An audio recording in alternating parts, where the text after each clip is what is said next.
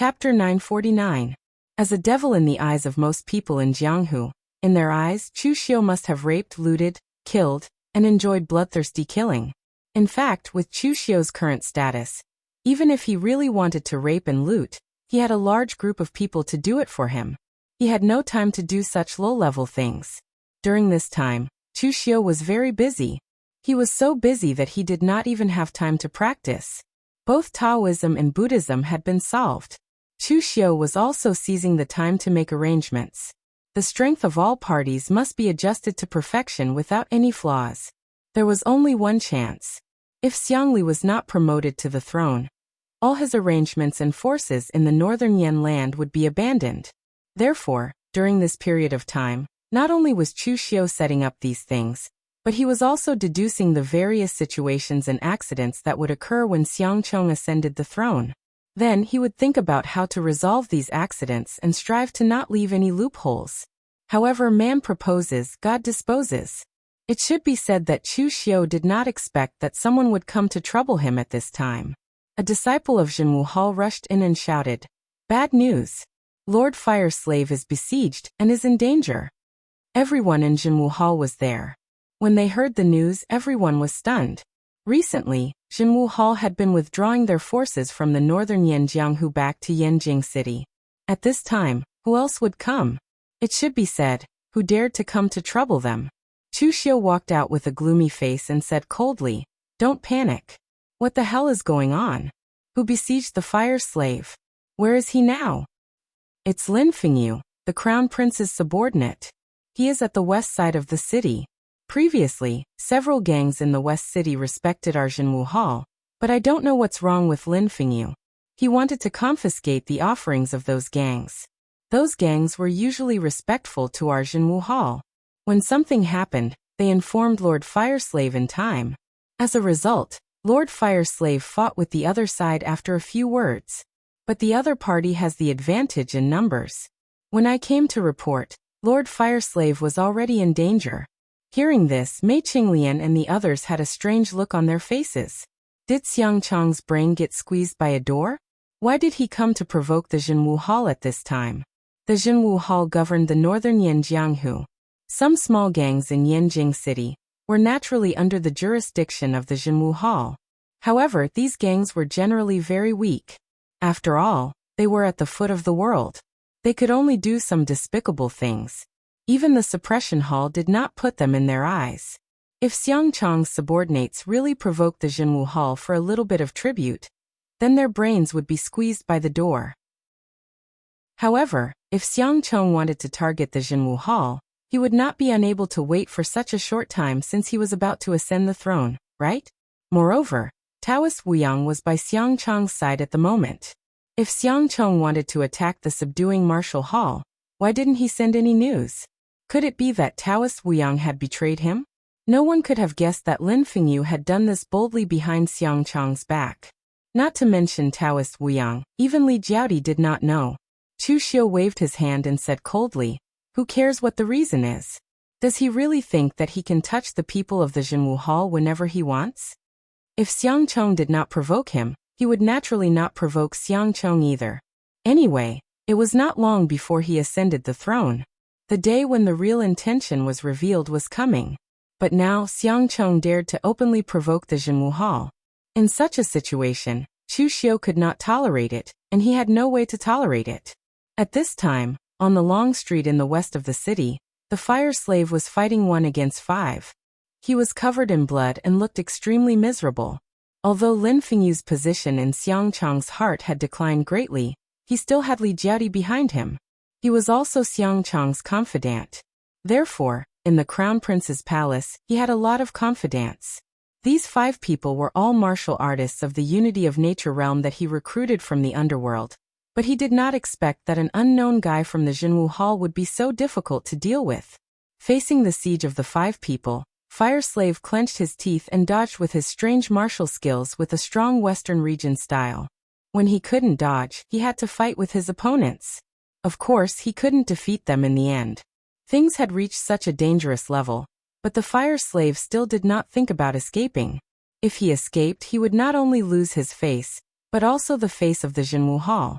This place was Yanjing City, and so many people were watching. He couldn't afford to lose his face. If he lost his face, he might lose his life and future. In fact, the fire slave was a very contented person. He was a slave in the western regions, and his life was extremely rough. For him, he was already very satisfied as long as he could live and eat and drink. So even if Yen Bugui and Tangya, who were his colleagues in the past, had stepped into the real pellet state, and they had become the confidants of official Chu, he had nothing to be jealous of. But no matter how contented he was reluctant to give up everything he had now. Some things were fine if he couldn't get them, but once he got them, he didn't want to lose them again. Official Chu didn't want useless subordinates. Although the fire slave was not as good as Tangya or Yen Bugui, he was not useless. The qi and blood around the fire slave was constantly burning. The martial artists who fought with him were all stunned. Isn't it just a normal conflict? Why is this guy risking his life? The fire slave wanted to fight desperately, but they didn't, so they were forced back by the fire slave for a while. But burning blood essence couldn't last long, and the fire slave himself was getting weaker and weaker. Feeling the power in his body getting weaker and weaker, the fire slave smiled helplessly. Talent was the most helpless thing. If it were Tangya and Yen Bugui in this situation, they would have killed them all long ago, and he could only struggle to hold on. He was actually a person who was very afraid of death. If one were to say that he was loyal to Chu Xiao, he would not be loyal to the extent that he would be willing to die for him. But today he did not know why, but he was determined to fight to the death here. However, he had already fought to the death, and there was no chance for regret. Just as the fire slave was about to fight to the death, a breeze suddenly flashed. The 5 people in front of the fire slave stood there at the same time. The next moment, a black dot appeared on the forehead of the 5 people. In an instant, the black dot spread, and the 5 people turned into a pile of flying ash in the breeze. This scene scared the people on Lin Fingyu's side. The fire slave suddenly breathed a sigh of relief, and a smile appeared on his mouth. Being alive was better than being dead. A strong force was sent into his body, and Chu Xiu's voice came from behind him. Your courage is commendable, but you are very stupid. Next time you encounter such a situation, come back to ask for help first, and then kill his family. The fire slave smiled bitterly and scratched his head. The owner of the tavern cheated me. I'm afraid he drank too much fake wine. Chu Xiu waved his hand and asked someone to take the fire slave away for phone booping to treat. The next moment, when he turned his head to Lin Fingyu suddenly had a feeling that he was looking at death. It was a kind of fear that was close to the bottom of his heart, and even his legs couldn't help but tremble. Lin Fingyu hadn't seen Chu Xiu before.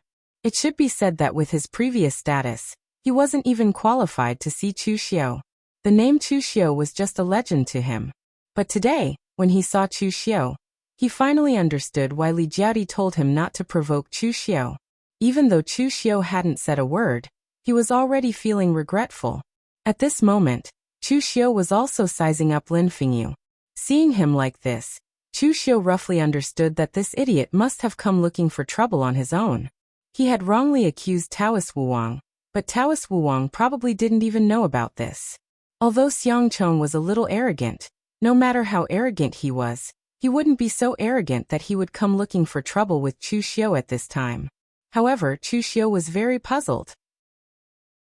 Why would Li Jiaodi take a fancy to this kind of trash? Could it be because of his face?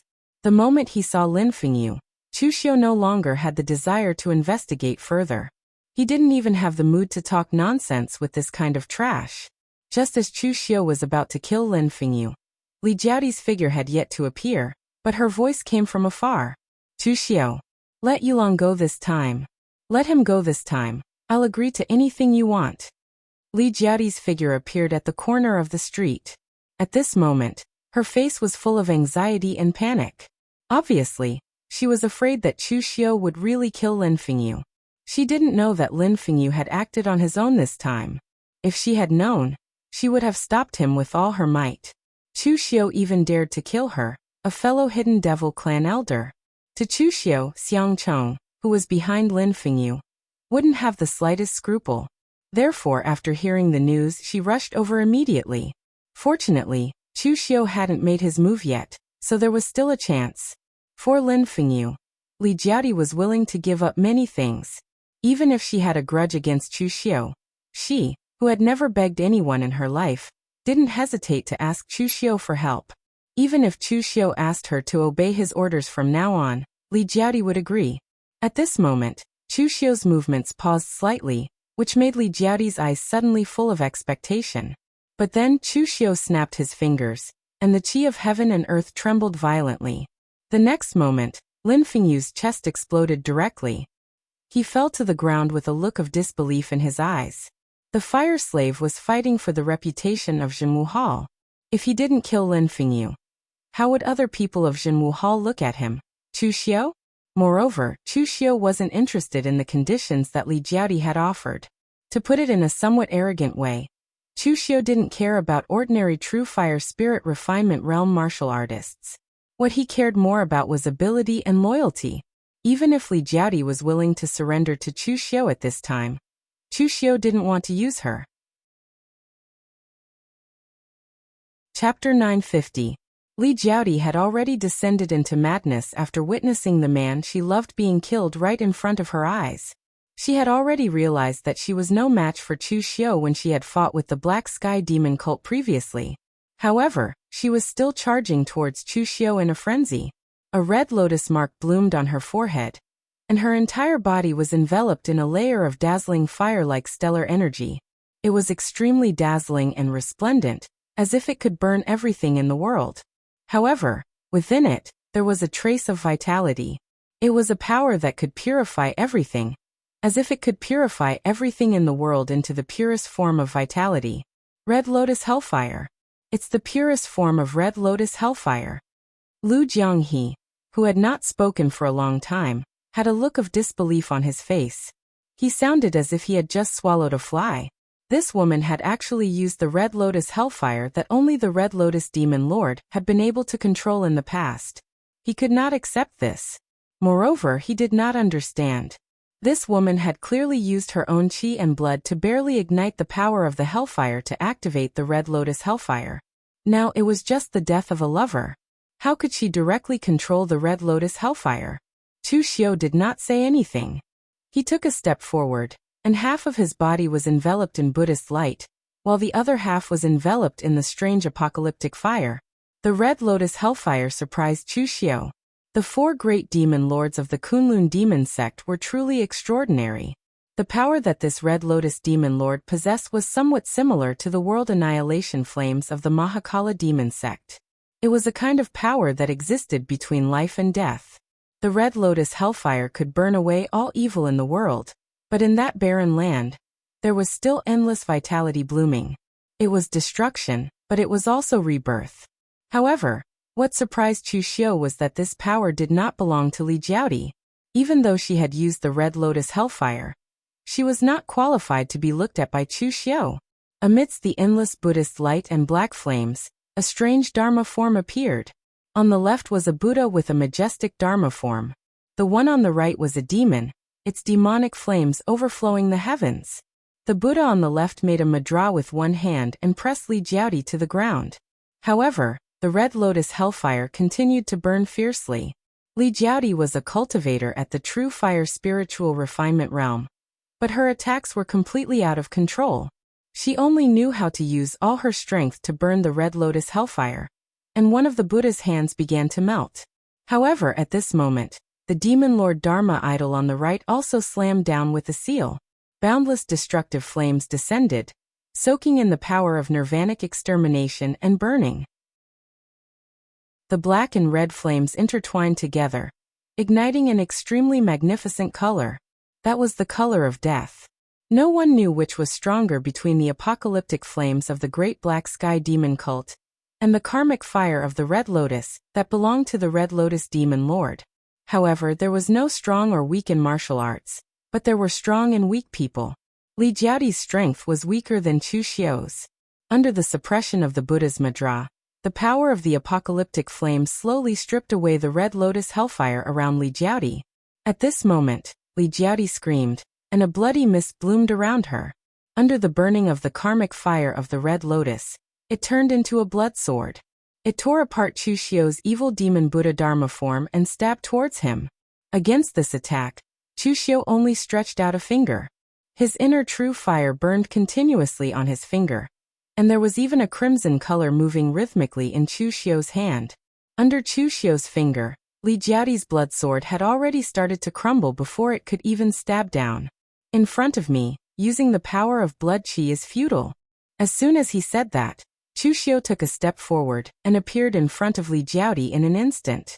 Golden and silver inner true fire bloomed around him, and at the same time, there was also the pitch-black apocalyptic flames.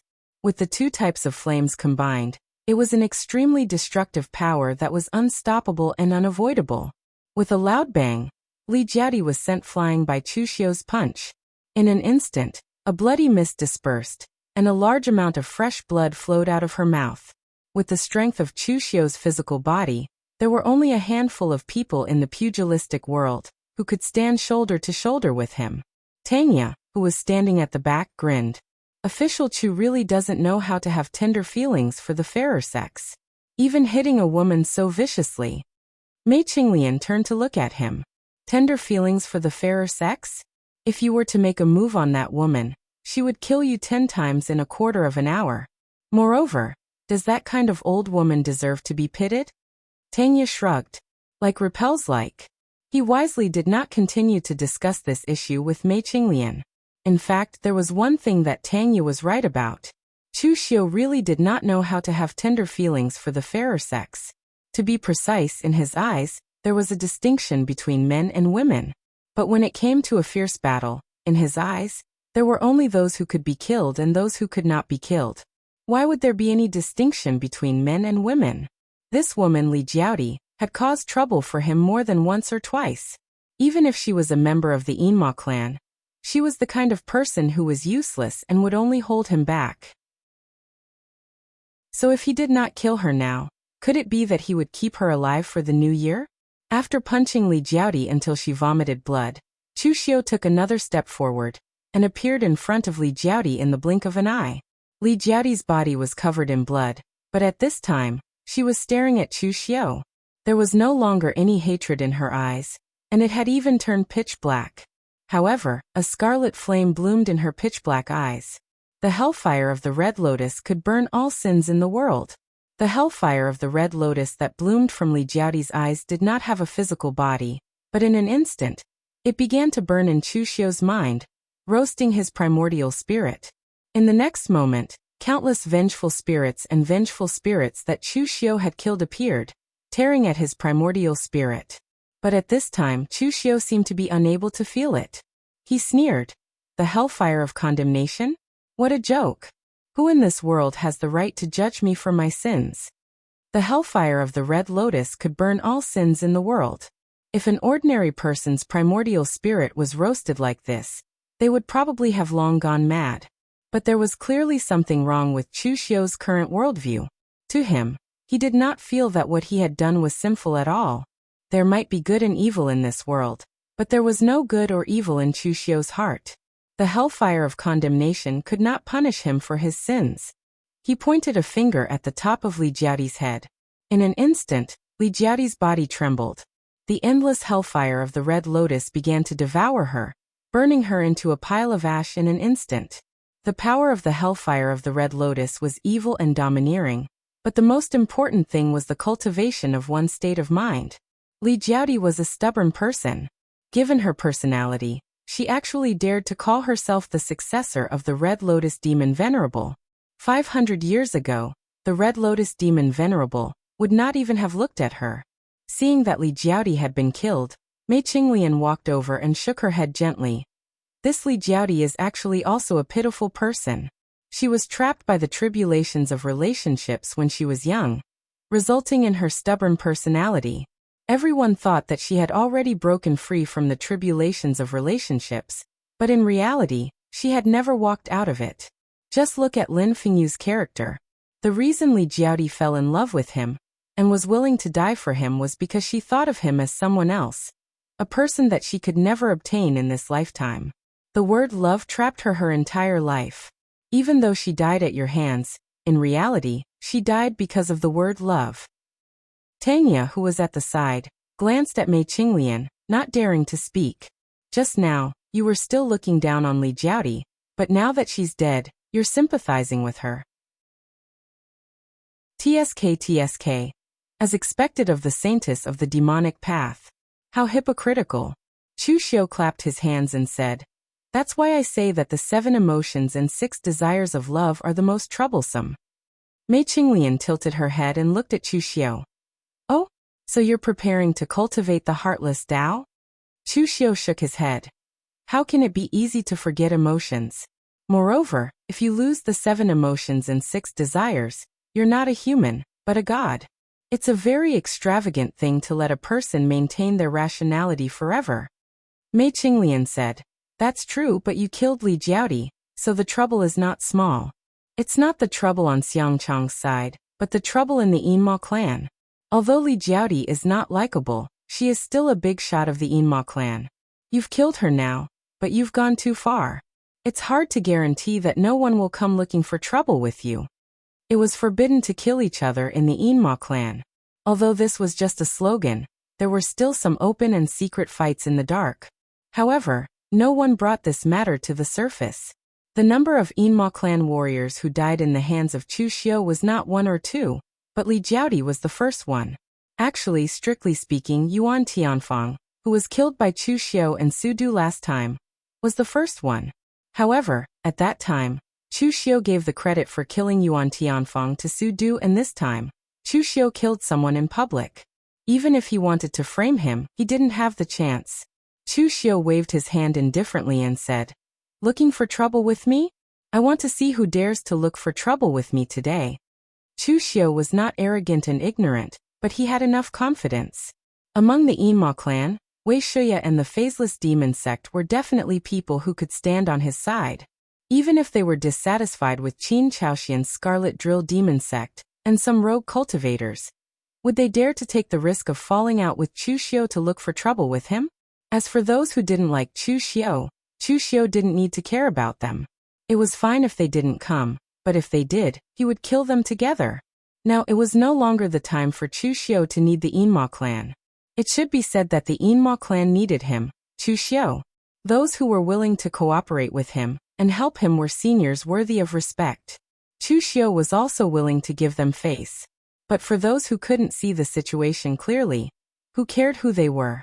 Just as Chu Xiu finished killing and was about to let people clean up the place, Xiang Chong also received the news and hurried over with Taoist Wuwang and the others. Although he had many experts under him, Lin Fengyu was still his confidant. Li Jiaodi was also a genuine true fire spirit refinement realm expert, so he couldn't ignore her.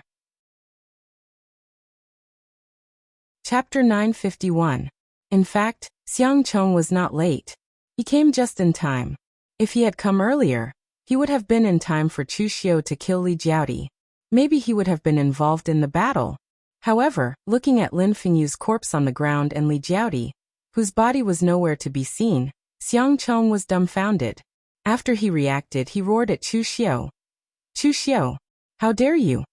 Chu Xiu said faintly, "I have always been bold. I wonder which part of me are you referring to, Your Highness?" Xiang Chong pointed at Chu Xiu and roared angrily while trembling. "How dare you kill Li Jiaodi?" Chu Xiu stood with his hands behind his back and asked very naturally, "Why wouldn't I dare?" Chu Xiu's bold words directly stunned Xiang Chong. Why wouldn't he dare? Could it be that he, Chu Xiu, had done any less audacious things? However, the problem was that Li Jiaodi and Lin Fengyu were his subordinates. Even if Xiang Chong was an idiot, he knew that his subordinates were killed. If he did not care, where would his prestige be? Just as he was about to say something, Taoist Wuyang pulled Xiang Chong and whispered, "Your Highness, it's best not to have a conflict with Chu Xiu for the time being." Xiang Chong looked at Taoist Wuyang in confusion. "My subordinates were killed by Chu Xiu and my face was almost swollen. How dare you tell me not to have a conflict with Chu Xiu?" Taoist Wuyang smiled bitterly and said, "Your Highness, after you ascend the throne, you can do whatever you want to Chu Xiu. However, the situation is sensitive now. What's the use of getting angry? Can you disband the Jinwu Hall or kill Chu Xiu? Even His Majesty can't do this. If you do this, it will only make the Northern Yen more chaotic. It's never too late for a gentleman to take revenge. Your Highness, you're a man who does great things. Could it be that you can't endure this little bit of time? Xiang Cheng was already relying on Daoist Wu Yang. In his opinion, Daoist Wu Yang was a steady and experienced man. What he said was indeed reasonable. Xiang Cheng turned to Chu Xiu and said coldly, "Official Chu, do not forget that this is Northern Yen territory. You may be a man of Jianghu, but you are also the governor of the Northern Yen Jinwu clan. You are a subject of the Northern Yen. There are some rules that you have to follow." After saying that, Xiang Cheng left hatefully with his men. Only Daoist Wu Yang glanced at Chu Xiu before he left. There was a different look in his eyes. Mei Qinglian said at the side, "It seems that Daoist Wu Yang, that old guy, is quite important to Xiang Cheng." Chu Xiu said faintly, "Daoist Wu Yang is considered a veteran in Jianghu. If he can't even deal with Xiang Cheng, then he is too useless. All right, go back. Tell your men to withdraw their forces and return to the Jinwu Hall. Don't fight head-on against some insignificant provocations. It's not too late to settle the score in the future." Chu Xiu hadn't expected this to happen. Lin Fengyu was an idiot, so Chu Xiu wouldn't be surprised if he did something stupid. However, it was strange that the fire slave, who was usually a shrewd guy, had actually lost his mind and stayed here to fight to the death with them. Of course, this was a good thing for Chu Xiu.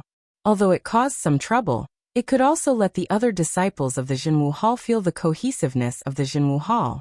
Chu Xiu was preparing to reverse the situation in the Jinwu Hall at the Coronation Hall. Therefore, he kept a low profile for the rest of the time. However, the entire Yinma clan was in an uproar because of this strange matter. Chu Xiu actually killed Li Jiaodi. This matter had a huge impact on the big shots of the Yinma clan. Even Ren Qianli, who stood on the side of Chu Xiu, was speechless after hearing the news. He secretly thought that Chu Xiu was too bold. Over the years, regardless of whether it was the righteous path or the evil path, it was the biggest taboo among the taboo. Although there had never been a complete ban on fratricide, even if there was, it was done in secret. But now Chu Xiu killed Li Jiaodi openly. What would the other people of the Yinma clan think? Not only the big shots of the Yinma clan, but even the other disciples of the Yinma clan would be affected. In their opinion, if the big shots could kill each other without any scruples, then wouldn't they also have no scruples? Therefore, as soon as this matter came out, someone immediately convened the entire Yinma clan to start a meeting. This time, they chose another place for the meeting and did not call Wei Shuya. In their opinion, the fair elder Wei had changed. He had become partial to Chu Xiu and ignored the interests of the Yinma clan. He was no longer one of them. In the dark underground stronghold, Situ Chi, the sect master of the ghost underworld sect, who had a conflict with Chu Xiu before, said angrily, "This is outrageous. This is outrageous. He killed his own people in public. Does Chu Xiu still care about the Yinma clan? Does he still care about the rules? There must be an explanation for this matter. Otherwise, what will become of the Yinma clan? We should just disband." Situ Chi had offended Chu Xiu before. Now that Li Jiaodi, who had also offended Chu Xiu, was dead, Situ Chi felt a little disappointed. He, Chu Xiu, really dared to kill people at all costs. The others present also agreed. Even those who had been neutral before, such as the Earth Devil Cultivator, Yu Moya and the Ghost Dragon Cave Lord Wu Ma Hai, felt that Chu Xiu had indeed gone too far this time. It was normal for the Yinma clan to have conflicts with each other. Even they were not of one mind. But even if they were not of one mind, they were still in an alliance and had the same label on them. Even if you killed people secretly, it would be fine. But you killed people in public. How would the righteous path look at us? How would the bright demon look at us? How shameful. Only Qin Chaoxian stood up and said, "Everyone calm down. Although Chu Xiu is usually tough, he is not that kind of crazy person. He should know what the consequences of killing Li Jiaodi are. So is there something hidden in this?" Qin Chaoxian's Scarlet Drill Demon sect had already formed its own clan. For him, the existence of the Yinma clan, or not, didn't mean much. So, maintaining the stability of the Yinma clan was the most important thing. It didn't matter who Chu Xiu killed. as long as he didn't kill him. Moreover, Qin Chaoxian also hated Li Jiaodi. They had had conflicts before. Situchi waved his hand and said, "Hidden story? What hidden story could make Chu Xiu kill his own people on the spot? There must be an explanation for this. Everyone, let's go to Northern Yan. Even if we ask Chu Xiu to come to Eastern Qi, he probably won't come." Then, Situchi glanced at Qin Chaoxian and said indifferently, "Sect Master Qin, we understand that you have a different opinion, but you better not tell Wei Shuya about what happened today." Qin Chaoxian nodded indifferently and said, "Don't worry, I'm not that kind of person. But the Scarlet Drill Demon sect won't get involved in this matter. If you want to go to Northern Yan, you can go." Situchi did not force Qin Chao when he heard that he did not want to go first. In any case, they had enough people, which was enough to give Chu Xiu absolute pressure. However, Qin Chaoxian looked at their backs and shook his head slightly. These people were all itinerant cultivators. Even though Situchi was the sect master of the Ghost Underworld sect, there were only a few people in his sect. They didn't understand what Chu Xiu's current power represented. If they went rashly, they would only be rebuffed. He would only lower his head if he had a request. Right now, Chu Xiu did not have any requests from the Yin Mo clan. Martial artists of the Devil Dao rarely came to the land of Northern Yan. It should be said that martial artists of the Yin Mo clan rarely came. Because Northern Yan had the Great Light Temple, and was not as big as Eastern Qi, the diabolism cultivators who came to Northern Yan were restricted. This time many people noticed that Situchi had brought many diabolism cultivators to Northern Yan. The Taoist and Buddhist branches in Yanjing City had just finished a big battle, so they didn't have the energy to deal with it. The imperial court naturally noticed it, but they didn't do anything. It was even Xianglong who gave the order. The news that Chu Xiu had killed Li Jiaodi on the street had spread. The Northern Yan imperial court didn't think that the Yinma clan was Chu Xiu's reinforcements. They were more likely to cause trouble for him. Xianglong was happy to see Chu Xiu fall out with the Yinma clan. He couldn't be happier, so how could he stop it? At this time, Situchi and several Yinma clan leaders were in the hall of the Jinwu clan, but Chu Xiu hadn't come out yet. Chu Xiu didn't come out, so Mei Qinglian came to greet him. After all, she was the only one who had contact with the Yinma clan. Serving everyone a cup of tea, Wu Ma Hai said with a smile, "Little Mei, you seem to be doing well at Chu Xiu's place. It seems that you're going to use Chu Xiu's power to rebuild the Yinma clan?" Compared to the people present, Mei Qinglian was just a junior, so everyone could call her a little girl. Hearing this, Mei Qinglian shook her head, then nodded and said, "I do have this idea, but Senior Wu Ma, do you know how difficult it is to build a clan? I don't have the talent in this area, so I'm just waiting for an opportunity to find a few successors and let them rebuild the Yinma clan. Relying on the power of the Jinwu clan, I'll slowly develop it. When I'm strong enough, I'll be independent. Since I'm going to rebuild the clan, I'll have to be presentable. Otherwise, it'll be embarrassing to bring out a few kittens." Hearing this, Situchi's face immediately darkened. He felt that Mei Qinglian was indirectly scolding him. A few kittens? Wasn't she talking about his Ghost Underworld sect? Situchi coughed and said coldly, "When will Chu Xiu come out? Asking us seniors to wait for him. Chu Xiu is really arrogant. Does he really think he's the leader of the devil cult?" Chapter 952. To the current Jianghu, it was a joke to talk about seniors and juniors. Even in a sect, everyone looked at strength and not the so-called seniors and juniors. However, Situchi did not think that he was weaker than Chu Xiu. Moreover, so many of them were waiting here. Each of them was older than Chu Xiu by many generations. How could he, Chu Xiu, let these seniors wait for him here? What a scandal! At this moment, Chu Xiu walked in from the inner hall and walked step by step to the main seat. He looked at everyone present and did not say a word. The impatience and even dissatisfaction that they had felt just now had disappeared in an instant. To him, Chu Xiu was a junior, but what this junior had done was something that he could never do in his lifetime. At this moment, Chu Xiu was just looking at them quietly. The oppressive aura wasn't obvious, but it gave them an illusion of nervousness. They were the ones who had come to denounce him. What were they nervous about? Situ Chi snorted and said, Chu Xiu, don't you want to explain? Chu Xiu asked indifferently. Explain what? Of course, to explain why you killed Li Jiaodi.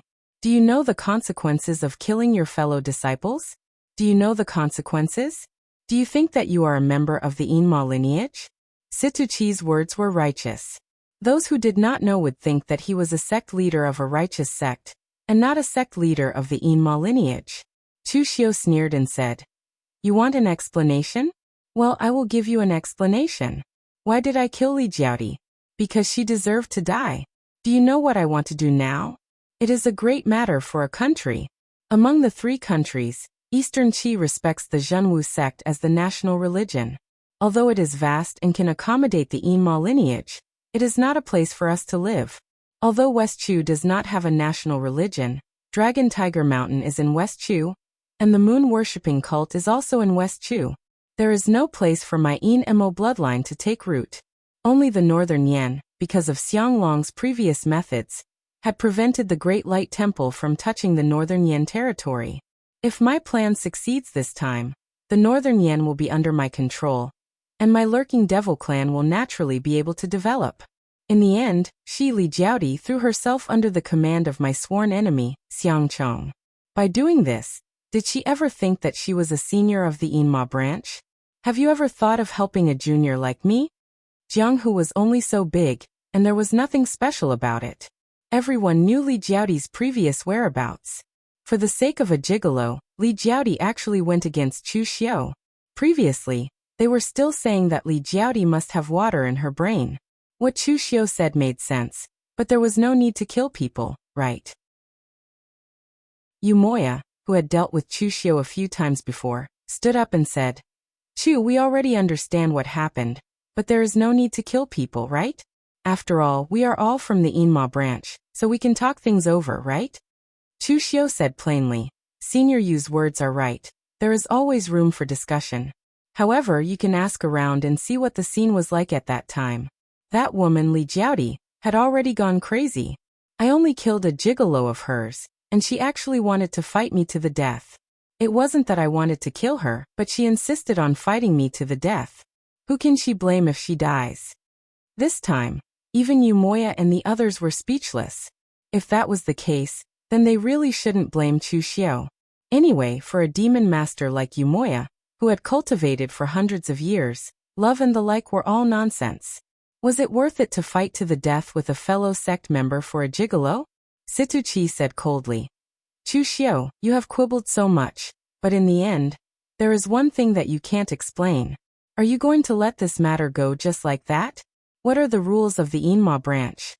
Chu Xiu laughed loudly and said, Rules? What rules? If you want rules, then I will tell you what my Chu Xiu's rules are.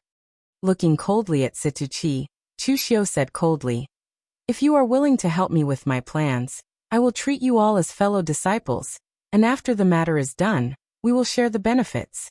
But if someone blocks my way, then I'm sorry, the one who blocks the way will not be a fellow disciple, but a dead person. Chu Xiu waved his hand, and Shang Tianliang, who was wearing a linen robe, walked out from the back hall with his hands behind his back, carrying a small hoe in his hand. He had originally been growing vegetables in the shopping center, but in the end, people from Yinmo's side suddenly came, so he was suddenly called over by Chu Xiu to act cool. Looking at the people below, Chu Xiu said lightly, I killed Li Jiaodi. That's what happened, and that's what the situation is. Now who still wants to explain? Let me, the owner of the shopping center, explain it to everyone. Seeing this, Wu Ji stood up, cupped his hands and said, Goodbye. Yumoya also cupped his hands and said, Sorry to disturb you. After saying that, he turned around and left. Rules were left for people who followed the rules. If someone didn't even want to follow the rules, then what was the point of having rules? Even if Chu Xiu explained the matter of killing fellow disciples to the heavens, it would still be difficult to explain. But now that Chu Xiu had pulled out the experts of the heaven and earth profound opening realm, who would dare to listen to his explanation? Situ Chi and the others were so angry that their faces turned red, but in the end, not a single one of them said anything, and directly turned around and left. This was because they really couldn't be sure if Chu Xiu would really kill them. If they had thought that Chu Xiu would care about their status as elders of the Yinma clan, but now they could be sure that this status meant nothing to Chu Xiu.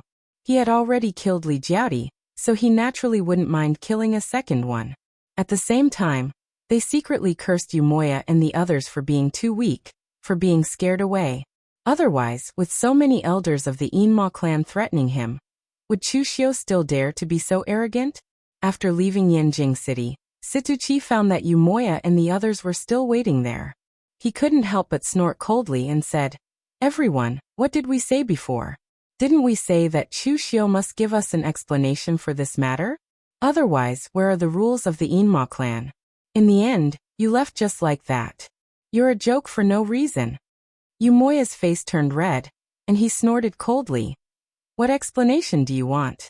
That woman Li Jiaodi looked for trouble and was killed. What else can we do? If she didn't get close to Chu Xiu, would Chu Xiu still chase her all over the Jianghu? Moreover, he even brought out a profound enlightenment realm expert. What do you want us to do? Do we really have to shed all pretense of cordiality? Although Chu Xiu doesn't abide by the rules, at least he's still a member of the Yinma clan. Elder Wei has done him a great favor. No matter how arrogant he is, he won't openly betray the Yinma clan. If we don't shed all pretense of cordiality, then we're still on the same side. If we shed all pretense of cordiality, then we'll be laughed at by everyone in the Jianghu." Situchi was speechless by Yumoya. In the end, he snorted coldly. This Chu Xiu acts like a hawk and acts like a wolf. He's simply that kind of lawless person. Now he dares to ignore the rules of the Yinma clan, but you guys are still worried about this and that, not daring to act out. I'm afraid that in the end, the entire Yinma clan will be destroyed in his hands. After saying that, Situchi turned around and left. He came to question them aggressively, but in the end he was rebuffed. It would be strange if he was in a good mood. At this time in the Zhenwu Hall, Shang Tianliang didn't leave. Instead, he held a hoe and asked, "I say, are they from the same sect as you? Since they're from the same sect, why would they tear you down? You've already become like this. Why don't you quickly go your separate ways? You're actually still in the same force at the same time?" Chu Xiu shook his head and said, "The things here are too complicated. Master Shang, you won't understand. In Green Capital, a person can't survive alone, but in the outside world, a person can also live a very comfortable life. Therefore, for a long time, without a goal, some people can only see their own immediate interests, but not the overall interests. In the past, when the Kunlun devil cult was annihilated, the people of the Yinma clan were still united. Everyone was full of energy, waiting for Dugu Weiwei to return to rebuild the Kunlun devil cult. But 500 years have passed, and Dugu Weiwei hasn't returned yet. This group of people's spirit has also dispersed. Each of them has their own thoughts. It would be strange if they could unite. Shang Tianliang nodded and concluded, "To put it bluntly, you guys have nothing better to do. You're living too comfortably, so you're scheming against each other." Chu Xiu was stunned. Although Shang Tianliang's words were not pleasant to hear, it seemed to be true. If the world they were in now also became green, it was likely that no one would be scheming against each other here. Even living was exhausting, so why would they care about face and rules? "Oh right, Shang City Lord, I heard that you've been farming in Merchant City recently? This kind of thing can be handed over to the ordinary old, weak, women and children. Why are you doing it yourself?" Shang Tianliang said plainly, "In Merchant City, the city lord also has to personally fight. Now that I'm farming, I, the city lord, naturally have to be the vanguard.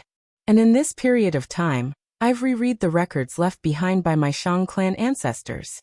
I've reread the martial inheritance left behind by my Shang clan ancestors in the olden antiquity era. Heaven and earth mystic opening does not only cultivate one's body, but also this world. In Green Capital, the world was already broken, the world I cultivated was not complete. But here I started to comprehend this world anew, and comprehended something different."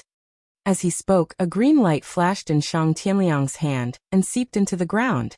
In the next moment, something that looked like a weed actually cracked the tiles on the ground and grew tenaciously. A single spark can start a prairie fire. A weed cannot be burned by a wildfire, As long as there is a trace of vitality, it can grow again. The world is too big, so big that as long as you can comprehend a little bit of it, you can enjoy endless benefits. I'm farming, but what I'm plowing is my own dantian. After saying that, Shang Tianliang continued to walk out with his little hoe. There was no trace of the fierce aura that he had in Merchant City. Instead, he had an otherworldly and elegant aura, as if he was an otherworldly expert. Chu Xiu looked at the cracked tiles and the weeds that were half a person tall, and rubbed his chin thoughtfully. The Zhenwu Hall's lobby had just been renovated not long ago. Should he pay for it? Or should he pay for it? Chapter 953. In the Great Hall of the Northern Yan Imperial Palace. It was still dark in the Northern Yan, so most of the palaces were gloomy and depressing. But today, the atmosphere in the Northern Yan Imperial Palace was even more depressing, because Xianglong was on the verge of collapsing. Dozens of core members of the Northern Yan Xiang royal family were gathered in the palace. Xianglong lay on the bed, his breathing extremely low. Several imperial physicians were in a flurry, sweating profusely from exhaustion. But they didn't dare to stop, afraid that they would be dragged to the grave with him. Among the Northern Yan royal family present, except for his younger brother who hated Xianglong, the others didn't seem sad. In fact, they were very indifferent. The emperor and the royal family were two different concepts. In Northern Yan, only the direct descendants of Xianglong's bloodline could take over the throne. Even if the people of his bloodline were all trash, they still had to let a trash take over the throne, because they were the direct descendants. As for the other Northern Yan royal families, they might have been direct descendants of the royal family, but since their ancestors were enfeoffed, they were only members of the Xiang royal family. To them, the so-called royal family was more like a noble family. They worked hard for the Xiang royal family and contributed their strength, while the emperor had to use the power of the entire royal family to support them in order to maintain his position. That was the simple relationship between the two sides. So seeing Xianglong die, they didn't feel sad or happy. After all, as long as the next emperor could bring them enough benefits, it was enough. But just because they weren't sad didn't mean that Xiangcheng wasn't sad. Xiangcheng had never been a cold-blooded person, so when he saw Xianglong and his elder brother fighting for the throne, he was very sad and hated Xianglong. But now, seeing Xianglong on the verge of death, although he still hated Xianglong, he was still sad. After working for half a day, the imperial physicians looked at each other and said to Xiangcheng, "Your Highness, we have exhausted all our strength. His Majesty is like a lamp that has run out of oil, and his spirit is starting to dissipate. It's not something that can be cured, even with the 9 revolutions divine pill." "Can Imperial Brother speak again?" Xiangcheng asked, suppressing the pain in his heart. One of the imperial physicians nodded and said, "That's possible, but forcibly stimulating His Majesty's spirit will cause His Majesty's spirit to dissipate even faster." Xiangcheng hesitated for a moment, but he still nodded and said, "Go, let Imperial Brother leave a few final words." The Grand Physician nodded. He took out a silver needle and pierced several major acupoints on Xianglong's body. Xianglong, who had originally seemed like a dead man, coughed twice. His lifeless gaze turned to Xiangcheng. The corners of his mouth curved as he weakly said, "You finally call me Imperial Brother again." Hearing Xianglong's first words, Xiangcheng's eyes immediately reddened. "Imperial Brother, what else do you want to say?" Xiangcheng grabbed Xianglong's hand and asked. Xianglong weakly shook his head. "It's all been arranged. There's nothing more to say. We have already done our best. Once Chong'er ascends to the throne, we will have to rely on him." At this point, Xianglong suddenly grasped Xiangcheng's hand tightly. As if using all his strength, he spat out his last words. "We are not willing, but I don't regret it." As his voice fell, Xianglong's vitality completely dissipated. Xiangcheng could no longer hold back his tears. "Imperial Brother." The merits and demerits of Xianglong's life were no longer clear. As an elder brother, he had killed his own brother to seize the throne, showing no mercy to his elder brother who shared the same mother. He could be said to be cold-blooded to the extreme. As a father, because he was busy with the affairs of the empire, even his most beloved son, Xiangcheng, had not received much guidance from him. This had also caused his sons to be at odds with each other on the surface and in their hearts, causing the brothers to turn on each other. But as the emperor of the Northern Yan, he was qualified, even outstanding. The Northern Yan had originally been just one of the many small kingdoms in the world.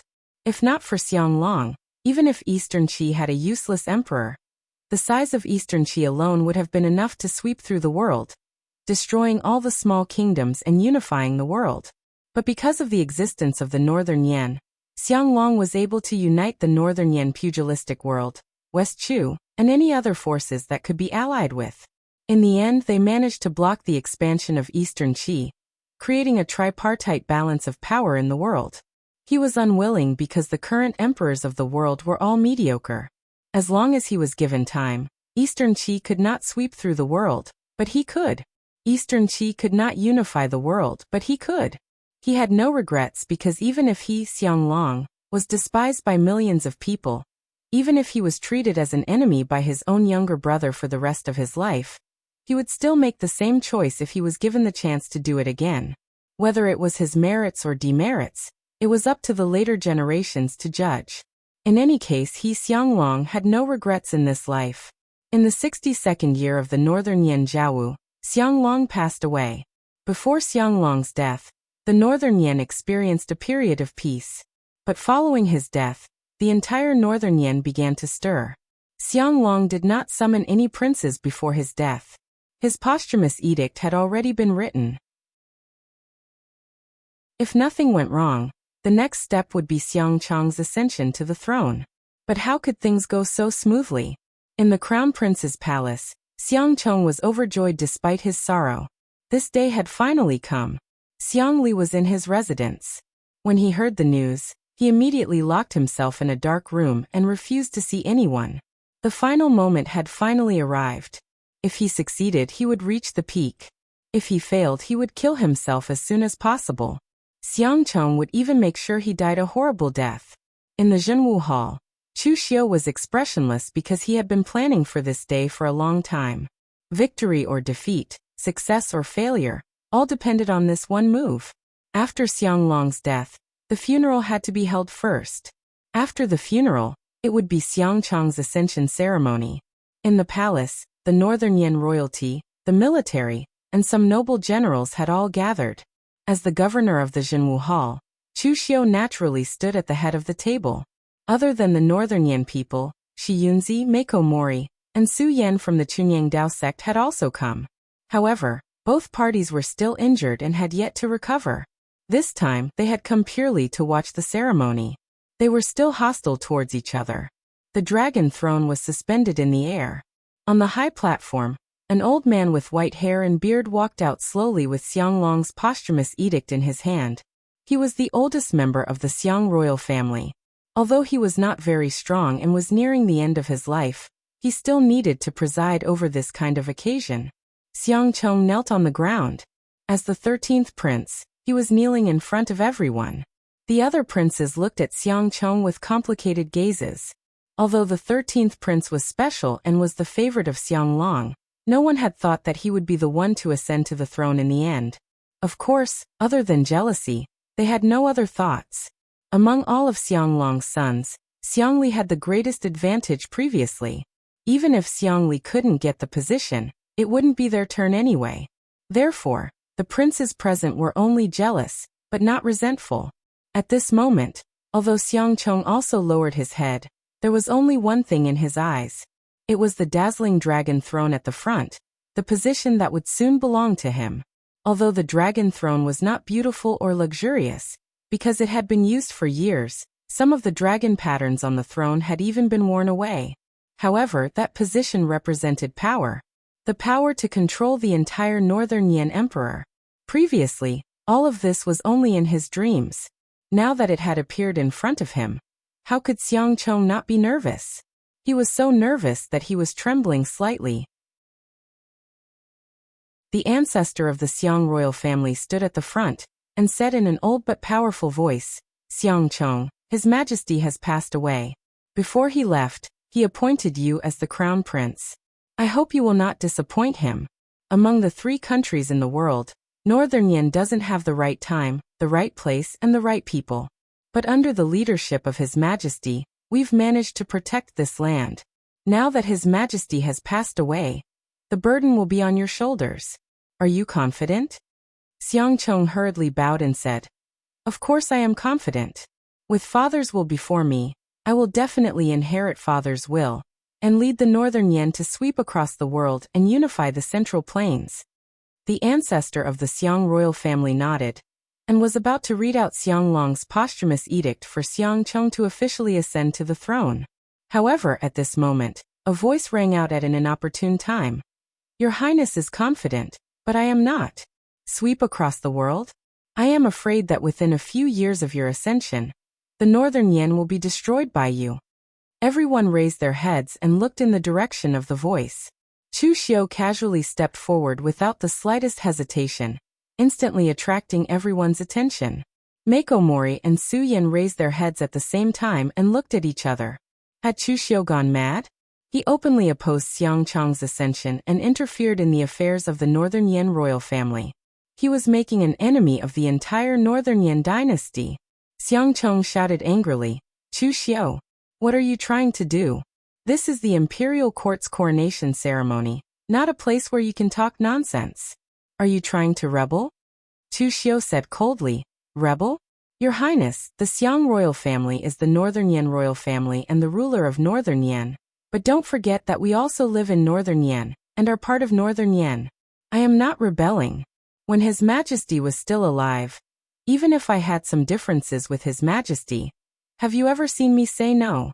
His Majesty is a great ruler, and we can rest assured that the Northern Yen is in his hands. However, this Crown Prince is not a good ruler. Letting him control Northern Yen will be a disaster. I have no intention of rebelling, and I will not rebel.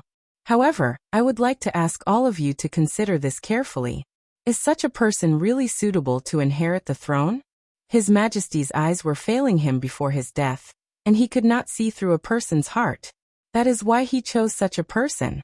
A good ruler can lead the Northern Yen from a small barbarian kingdom to the point where they are now fighting against Eastern Qi. But what about an unqualified emperor? That is a disaster. Don't forget how Eastern Qi replaced the Jiang family in the past. The emperor's surname can be Xiang, but it does not have to be Xiang Chong. Chapter 954. Xiang Chong was not surprised by Chu Xiu's sudden appearance, because Xiang Long had already said that Chu Xiu would not sit still and wait for death. But it did not matter. Chu Xiu alone could not shake the entire Northern Yen imperial court. It would not matter even if he pulled in the Yinma clan. Xiang Long had been guarding against Chu Xiu when he introduced the Taoist and Buddhist sects. But when they heard Chu Xiu mention the matter of Eastern Qi replacing the Jiang clan, all the Northern Yen royalty's expressions changed. This matter could be said to be a taboo among all the royalty.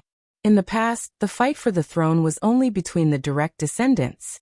Regarding this matter, neither the Xiang royalty nor the other royalty would stop it.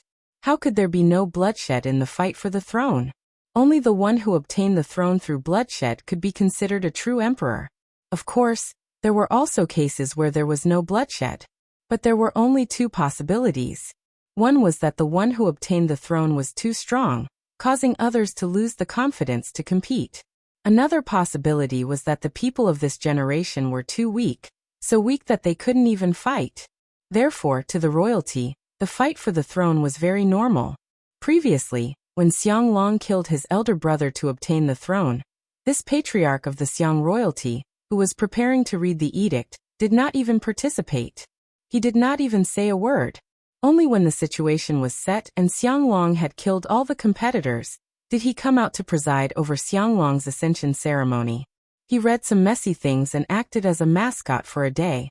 No matter how fierce and bloody the fights were, they were fights between people with the same surname.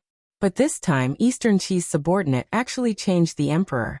The Great Eastern Qi directly changed the country's surname. This was something that was very difficult to accept.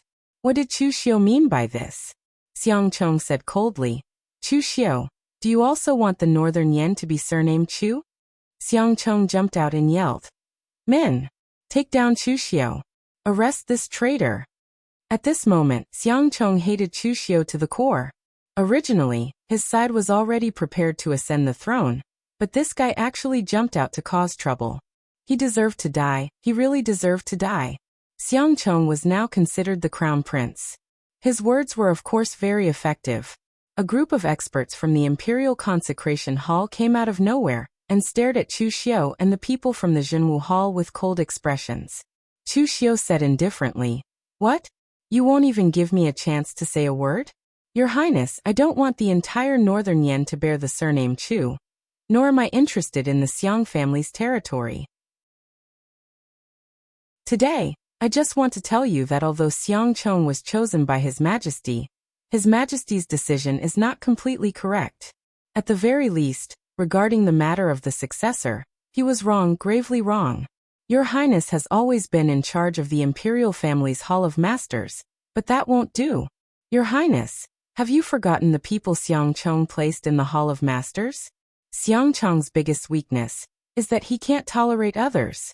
He can't even trust you, his imperial uncle, so who else can he trust? General Beigong, don't you have any opinions? Hearing this, the expressions of Beigong Bailey and the others changed slightly. If Chu Xiu didn't stand out to say this today, they wouldn't have said much. But the fact that Xiang Chong had interfered with their power was like a thorn in their hearts. Don't use those you doubt, and don't doubt those you use. Xiang Long could already be considered as a suspicious person, but he almost never planted any spies in the military. This was because he knew that the Northern Yan Kingdom was won by these people in the military. If he forced them too much, he would be the one to suffer. The only spy was Xiang Wu, but Xiang Wu also sat in this position with his own ability. As for him, the other people in the 5 armies of the state also recognized him. Although there was a saying that a new emperor brings his own ministers, Xiang Chong hadn't even become the emperor yet, but he had already gone too far. When he really ascended the throne, would there still be a way out for them? Beigong Bailey's expression didn't change. As long as you Chu Xiu don't rebel, everything is negotiable. Chu Xiu laughed and said, I've already said that I'm not interested in the Xiang family's territory. The Zhenwu Hall is also a part of the Northern Yan court. What I want is only the stability of the Northern Yan court. Xiang Chong isn't suitable to be the emperor. There are many people waiting for him. Your Highness Xiang Li, don't you think so? Xiang Li, who had been kneeling among the princes, stood up and tidied his clothes. His expression was calm, and he stood beside Chu Xiu without saying a word. Before the coronation ceremony began, he was full of panic and almost broke down. But when the day came, he suddenly calmed down. Life and death, success and failure, riches and honor were up to the heavens. If he didn't do it, he would die. If he did it, he might as well let go of everything and follow Chu Xiu to the end. At this moment, when everyone saw Xiang Li standing behind Chu Xiu, they were really surprised. Even Xiang Chong didn't expect this. The relationship between these two was too secretive. It should be said that they had not contacted each other many times. So in the eyes of others, these two were not compatible at all. How did they get together? Moreover, they had heard that Chu Xiu seemed to have a grudge against Xiang Li. Why did he want to help Xiang Li ascend the throne now? Chu Xiu didn't care about the thoughts of the people present. He just pointed at Xiang Li and said, I believe everyone is very familiar with the second prince, so I won't say much. Previously you didn't feel that the second prince is good. Now compared to Xiang Chong, who is more suitable to be the emperor? The military marshalists and nobles looked at each other with different expressions. Of course, they were very familiar with Xiang Li. Previously, they had all thought that Xiang Li would succeed the throne. So even if they didn't swear loyalty to him, they were very close to him. In all fairness, whether it was scheming, or ability, Xiang Li was worlds apart from Xiang Long. As the emperor of Northern Yan, his ability was not considered outstanding. It could only be said that he was not too stupid. Therefore, the people did not have any feelings for him. It was only because he was the one who had the most hope of inheriting the throne that everyone sided with him. However, compared to Xiang Chong, the people could feel Xiang Li's strong points. Xiang Li's strong point was that although he wasn't outstanding, he didn't think too much of himself. He had always regarded himself as the heir of the Northern Yan. Therefore, every move he made was in accordance with his identity as the crown prince of the Northern Yan. Although he wasn't outstanding, he didn't make too many mistakes. Xiang Chong was a typical negative example. The more he did, the more mistakes he made. After a moment of silence, Baigong Bailey said, "I won't participate in the royal family's disputes. The Eastern Mountain Army will forever be loyal to the Northern Yan and His Majesty." Chu Xiu couldn't help but praise Baigong Bailey for being smart. Mad Butcher Baigong Bailey was very famous in the three countries. He was an absolute god of war. However, he wasn't a brute. On the contrary, he was very smart. As long as the Xiang family was vying for the throne, it was an internal dispute. Who cared who was behind them? He wouldn't participate. In any case, as long as the person who eventually ascended the throne was still surnamed Xiang, the Eastern Mountain Army would be loyal to the Northern Yan court. He was loyal to the Northern Yan Emperor. As for who the Northern Yan Emperor was, it didn't matter. Xiang Chong's heart sank when he heard Baigong Bailey's words. What made Xiang Chong's heart even colder was that the other generals of the 5 armies also expressed that they had the same attitude as Baigong Bailey. Xiang Chong couldn't help but look at Xiang Wu. This man was a member of the Xiang family. He was different from the other outsiders. But Xiang Wu only chuckled. "I knew it. Every time we choose an emperor, there'll be a commotion like this. I'm used to it. Everyone, fight to your heart's content. Whoever wins will be the emperor. We're all waiting to see the result." Earlier in the restaurant, Xiang Wu had already complained to Chu Xiu about Xiang Chong. Although that person was also surnamed Xiang, it was a pity that he had never seen himself as a member of the Xiang dynasty. Xiang Wu did not have much ambition, but he had been in Jianghu since he was young. He was like a wild dog that protected its food. If someone dared to touch the banana on his plate, even if that person's surname was Xiang, he would still dare to bite that person. Seeing that the 5 armies and the nobles were all silent, Xiang Chong couldn't help but curse in his heart. These people were really unreliable. Luckily, he was prepared. "Taoist Wuyang!" Xiang Chong roared. Taoist Wuyang walked over unhurriedly from the back. With his strength and status, he naturally couldn't be at the front of the line. He could only wait at the back. "Your Highness, what business do you have?" Taoist Wuyang held his hands up and looked at Xiang Chong with a hint of mockery in his eyes. At this moment, Xiang Chong did not even notice that something was wrong with Taoist Wuyang. He immediately said, "Order all the subordinates of the Crown Prince Palace to act. Take my token and mobilize the 5 armies of the kingdom to kill the rebels." He had previously planted many people into the 5 armies. Now they could finally be put to use. Hearing this, the expressions of Baigong Bailey and the others became even uglier. They were confident that the 5 armies had been controlled like an iron bucket by him. No one else could mobilize them. But Xiang Chong's attitude of disregarding them still made these generals very dissatisfied and angry. Taoist Wuyang only smiled coldly after hearing Xiang Chong's words. He didn't move. Xiang Chong frowned and said, "What are you waiting for? What are you waiting for?" Chu Xiu stepped forward and said calmly, "Of course he's waiting for my order." A smile appeared on Taoist Wuyang's face. He walked to Chu Xiu's side and cupped his fists at him in Xiangli. "Official Chu, second prince." Seeing this, Xiang Chong felt as if he had been struck by lightning. His face instantly turned pale. Chapter 955. Xiang Chong did not expect Taoist Wuyang's betrayal at all. He simply stood there in a daze, his expression fluctuating between clear and dark, filled with hatred. He had thought that he treated Taoist Wuyang as a trusted aide. But now, Taoist Wuyang had betrayed him. The others present were also unable to react. Just how did Taoist Wuyang end up with Chu Xiu? People like Baigong Bailey were no strangers to Taoist Wuyang. He had been in Northern Yan for decades. When Chu Xiu first came to Northern Yan, he had fought a fierce battle over the ownership of the subduing Martial Hall. Taoist Wuyang had suffered a great loss. How did the two of them end up together? Xiang Chong seemed to think of something. He glared at Taoist Wuyang and said, "That means the people you found are all traitors." Taoist Wuyang said indifferently, "Traitor is not the right word to use. They have never been loyal to you, so how can they betray you?"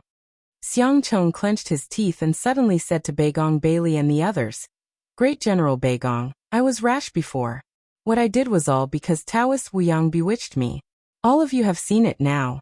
The people I place with you are not my trusted aides, but traitors sent by Chu Xiu." Hearing those words, everyone on scene shook their heads. Even the people from the Xiang dynasty furrowed their brows.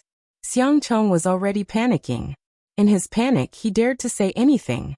Although Chu Xiu had openly stood up for Xiang Li to seize the throne, he was still the crown prince of Northern Yan. In the end, the crown prince of a country was apologizing to his own official. How vexing.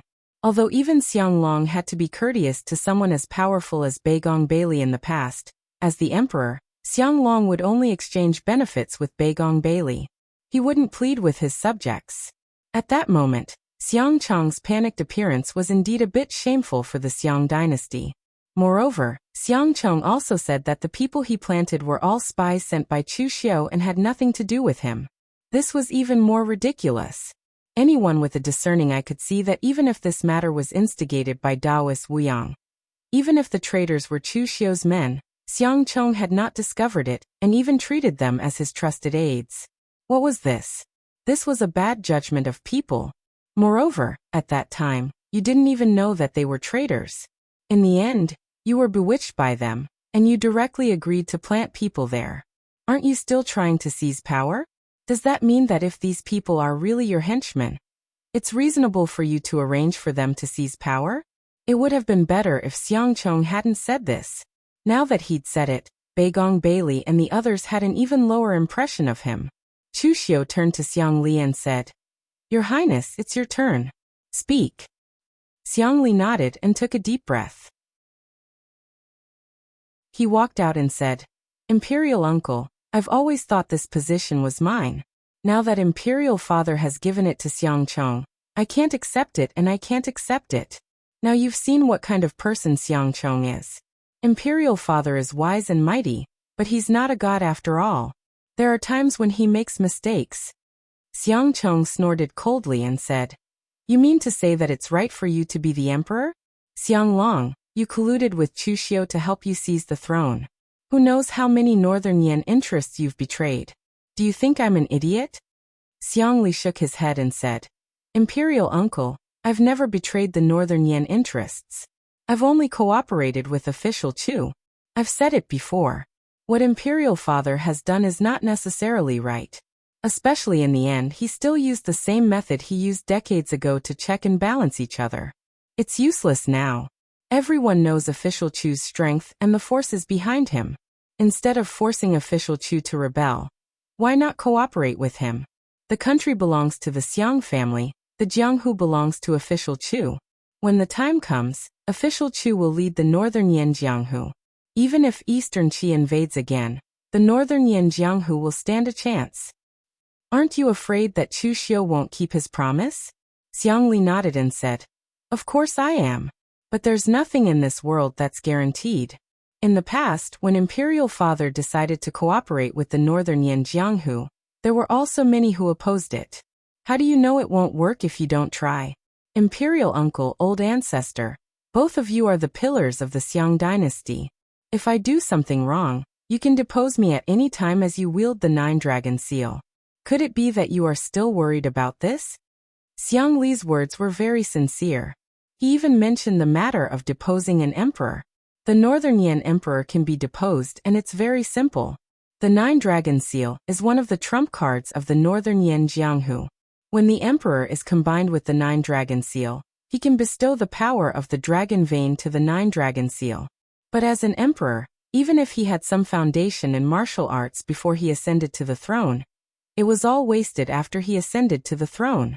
He has no ability to control the Nine-Dragon Seal. Therefore, the Nine-Dragon Seal has always been controlled by the experts of the Xiang royal family. Once the current emperor is found to be muddle-headed, and there's a risk of weakening the dynasty, the Xiang royal family can vote on whether or not to depose the emperor. The result of this is that the Nine-Dragon Seal will temporarily lose its effect. Only after the new emperor ascends to the throne can the Nine-Dragon Seal be used again.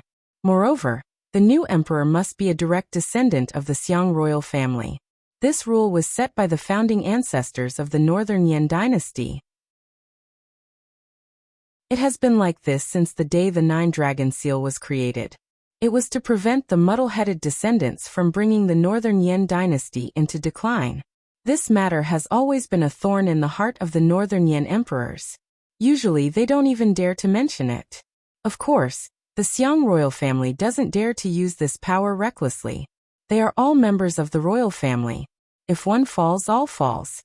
It's not worth it to depose the emperor for no reason and cause the nine-dragon seal to lose its effect temporarily. Xiang Li has reached a dead end. If he can't become the emperor, he will die. For this reason, he has already sold the Jianghu of the Northern Yan to Chu Xiu. Now, it's not a problem for him to hand over his life and future to the Xiang royal family. Chu Xiu looked at Xiang Chong and said, "Your Highness, Xiang Chong even dares to plant his men in the Imperial High Worship Hall and fight for power. You can imagine what he is thinking. This is a classic example of internal strife and external strife. As an emperor, his vision was not limited to this small territory, but the entire world. Is it really worth it to choose such a person as the heir of the Northern Yan dynasty? The posthumous edict is in your hands. One word and the Northern Yan throne can be changed." At this moment, everyone is looking at Xiang Chong. Chu Xiu is right. The key to the Northern Yan throne lies in Xiang Chong. Chu Xiu's underhanded tricks have caused Xiang Chong to completely offend the military and Northern Yan nobles. Xiang Chong's performance just now has disappointed everyone. As an emperor, you can be mediocre, even if you are mediocre to the level of Eastern Qilu Hao Chang. In a dynasty, most people are not mediocre. In any aspect, as long as you are willing to delegate power, anything can be solved. But Xiang Chong's problem is that although he is not too mediocre, he is too scheming. His flaws are also very obvious. Such a person as an emperor can easily ruin everything. At present, the only force that has the strength to fight against Chu Xiu and his men is the Imperial High Worship Hall. It is the most elite force of the Northern Yan royal family. Apart from the Imperial High Worship Hall, a number of experts in the Northern Yan Inner Palace are now under Xiang Chong's control. Even the nine-dragon seal is in his hands. Before Xiang Long died, the only right thing he did was to hand over all his power to Xiang Chong. Although Xiang Chong has always hated his brother, among all the Northern Yan royals, only Xiang Chong can be trusted. Under everyone's gaze, Xiang Chong immediately felt a great deal of pressure. Xiang Chong looked at him nervously, while Chu Xiu also looked at him intently. In fact, no matter what Xiang Chong chooses, he will not be at a disadvantage. With the Northern Yan Imperial High Worship Hall in hand, and the power Xiang Long has given him, he can even be said to be the most powerful person in the Northern Yan royal family. The ancestor of the Xiang family is only senior, and can be used as a mascot. In terms of power, he cannot compare to Xiang Chong. Therefore, no matter who inherits the throne, Xiang Chong can sit back and relax. Deep down, Xiang Chong is indeed dissatisfied with Xiang Chong. What Xiang Chong has done has touched his bottom line. But when he thought of Xiang Long's face before his death and his instructions, Xiang Chong could not bring himself to say this. After a long while, Xiang Chong sighed. "Xiang Li, Chu Xiu, stop. There has been enough bloodshed in the fight for the throne. My brother's generation has been miserable enough. I don't want to see the next generation continue like this. Xiang Li, I know what you are worried about. You are worried that Xiang Chong will harm you after he ascends the throne. You can rest assured about this. I can guarantee that Xiang Chong will absolutely not touch a single hair on your head. And Chu Xiu, I know what Jinwu Hall has done for the Northern Yan. My brother is too suspicious. He can't let go of his power tactics even before his death, so he has tried his best to suppress Jinwu Hall. As long as you, Chu Xiu, can guarantee that Jinwu Hall will not betray the Northern Yan, then all the means that my brother has set to suppress Jinwu Hall will be invalid. Even if Xiang Chong ascends the throne, I will guarantee the interests of Jinwu Hall." Hearing Xiang Chong say this, Chu Xiu shook his head. Before the coronation hall, Chu Xiu had already made countless deductions about everyone's position, how they would choose, and how he should deal with it. It could be said that so far, everything was similar to what Chu Xiu had expected. The only thing that he had missed was Xiang Chong's choice. Because in Chu Xiu's view, Xiang Chong was sentimental, and was a different kind of person from Xiang Long. He might not agree with Xiang Long's plan. Moreover, Xiang Chong had indeed placed people in the imperial consecrata hall. Even when Xiang Chong personally came to reprimand him, Xiang Chong did not take it seriously. It could be said that he had offended Xiang Chong badly. But Chu Xiu did not expect that Xiang Chong was too sentimental. Even at this point, he still chose to protect the successor that Xiang Long had appointed. Chapter 956. Xiang Chong's choice was somewhat beyond Chu Xiu's expectations, but Chu Xiu was not surprised at all. In his calculations, there were various possibilities. Xiang Chong chose to continue carrying out Xiang Long's posthumous edict and make Xiang Chong the crown prince. Chu Xiu had also calculated this. As for the solution, it was very simple. Fight with strength. How could there be no bloodshed and no deaths in the fight for the throne? Chu Xiu looked at Xiang Chong and shook his head slightly. Your Highness, sometimes you are too naive. Do you think you can protect Xiang Li? When Xiang Chong ascends to the throne, you don't know what he will look like and how much power he will have. Killing is always simpler than protecting a person. As for the promise you made to Jinwu Hall, I don't believe it either. The hatred between Xiang Chong and me has already been formed. If you were the emperor, would you be willing to watch a guy who has a grudge against you wander around under your nose all day long? Anyway, I don't want to. Xiang Chong said in a deep voice. Chu Xiu, are you really determined to intervene in the Northern Yan royal family's struggle? And Xiang Li, you don't believe me, your imperial uncle. Are you going to believe an outsider? Chu Xiu shook his head. I am not intervening in the royal family's struggle. I just want to protect myself. I have put in a lot of effort in Jinwu Hall. I don't want to waste all this effort. Xiang Li looked at Xiang Chong and then at Chu Xiu. He gritted his teeth and chose to continue standing behind Chu Xiu. In fact, he only wanted to save his life. If Xiang Chong had said that he could save his life, he would not have cooperated with Chu Xiu. But at this moment, it was already too late. Both sides had completely shed all pretense of cordiality. Moreover, he could be considered to have witnessed the true hypocrisy of the world. Even this imperial uncle who claimed to be able to protect him was, in fact, unreliable. He and the others had already revealed their true intentions, and had the strength to threaten Xiang Chong's position. Only then did Xiang Chong say that he could protect him. Why didn't he say this before? At the end of the day, everything depended on strength. But now his subordinates had either left or dispersed, and they did not have much strength left. His only reliance was Chu Xiu. If he did not follow Chu Xiu closely, who else could he follow? When he saw the scene, Xiang Chong took a deep breath and said, Fine, fine, fine. Since it's like this, then don't blame me. It is not so easy to intervene in the battle of the Northern Yan royal family. Chu Xiu, after this battle, your Jinwu Hall will have no place in Northern Yan. And Xiang Li, you should know what the loser of the battle of the imperial family is like. At that time, even if I wanted to protect you, I wouldn't be able to. Now. As Xiang Chong's voice fell, hundreds of experts from the imperial consecrata hall surrounded the entire hall. Eunuch Han, General Zhang. As Xiang Chong's voice fell, Eunuch Han nodded directly. With a wave of his hand, more than a dozen old eunuchs exuding a cold aura walked out. Each of them was above the real pellet state. These eunuchs did not belong to the imperial consecrata hall, nor did they belong to the Northern Yan royal family. They were all Xiang Long's own forces, and now they were handed over to Xiang Chong. At this time, another team of elite soldiers in golden armor came, and their momentum was not weak. They were all the imperial guards who guarded the imperial city, and they also listened directly to Xiang Long's orders.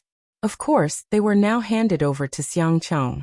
In the entire imperial city, the forces left by Xiang Long had been mobilized.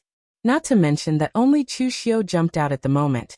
Even if everyone jumped out to oppose Xiang Chong's succession, he was confident that he could stop them all. Beigong Bailey and others all retreated to the side. They didn't think about getting involved in this matter. Anyway, in the end, whoever sat on the dragon throne, they would just call him His Majesty. But at this time, some people found that they retreated, but some people didn't. These people were strong and weak, but no matter how strong they were, They were all the backbone figures of the major forces. Otherwise, they wouldn't be qualified to participate in the coronation ceremony. Chu Xiu looked at Xiang Chong and sneered.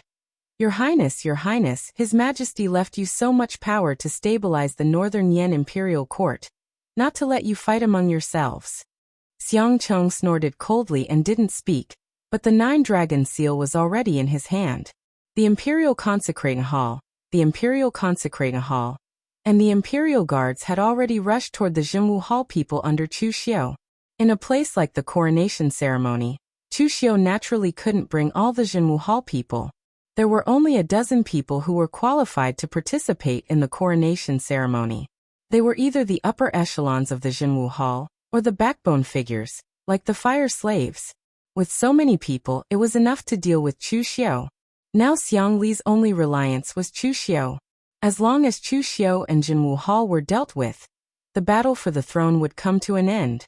At this moment, Chu Xiu also said faintly, "Do it." As Chu Xiu's voice fell, the martial artists who didn't retreat among the forces before rushed toward the people of the Imperial Consecrating Hall. There were also the merchant city martial artists that Chu Xiu had placed in the major forces. Although the strength of those people in the merchant city was weaker than the martial artists of the same rank, their realm was still there. 2 real fire spirit refinement state, 6 real pellet state. Even if it was a weakened version, their power was still amazing. This time, not only did Xiang Chong's expression change, but even the other people present did not know when Chu Xiu had shoved all these people over to them. In fact, Chu Xiu took a long time to make this move. It had started from the first conflict with Xiang Long.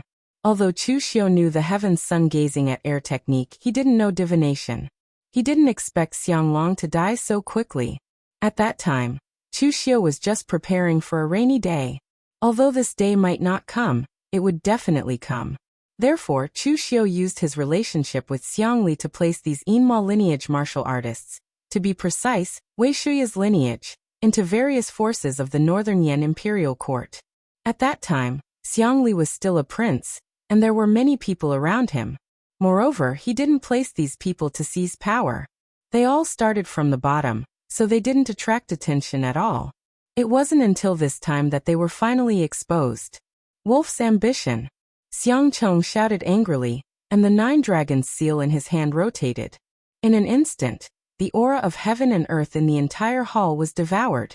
Even a black dragon was condensed in the sky above the imperial city, and it swept toward Chu Xiu with its tail. The strike of the black dragon's tail was simply the ultimate speed, and it even had the power to tear the space. Just as Chu Xiu wanted to make a move, the tail had already appeared in front of him. The internal strength, real fire, and Buddha's light bloomed at the same time, but the next moment, Chu Xiu was directly knocked out of the palace by this blow. With Chu Xiu's current physical cultivation, he wasn't injured even though he blocked it in a hurry. It was just that his internal organs were shaken, and his blood flow wasn't smooth. But at this time, he was shocked by the power of the 9-dragon seal. The power of heaven and earth was extremely pure, and it was simply unstoppable. The collision even gave Chu Xiu the illusion that he was fighting against heaven and earth. No wonder this thing was known as one of the Northern Yan's trump cards.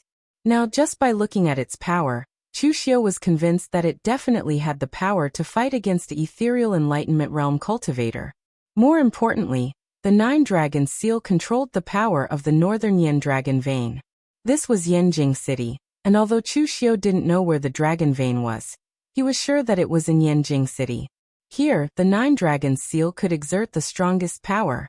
Just then, a powerful aura suddenly descended outside the imperial city. Shang Tianliang walked through the air.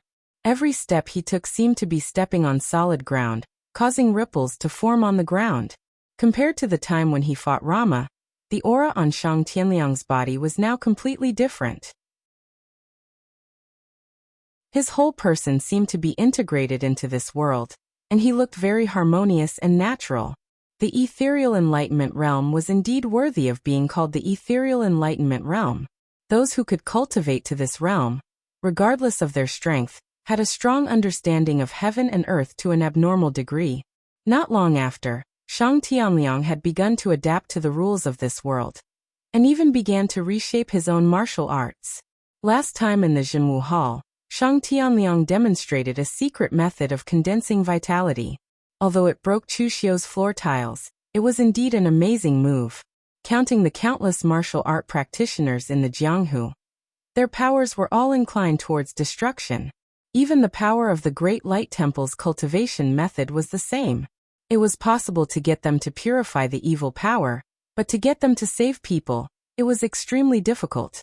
Shang Tianliang, on the other hand, was gathering the vitality of the world, allowing the seeds that had been buried underground for an unknown period of time to sprout once more.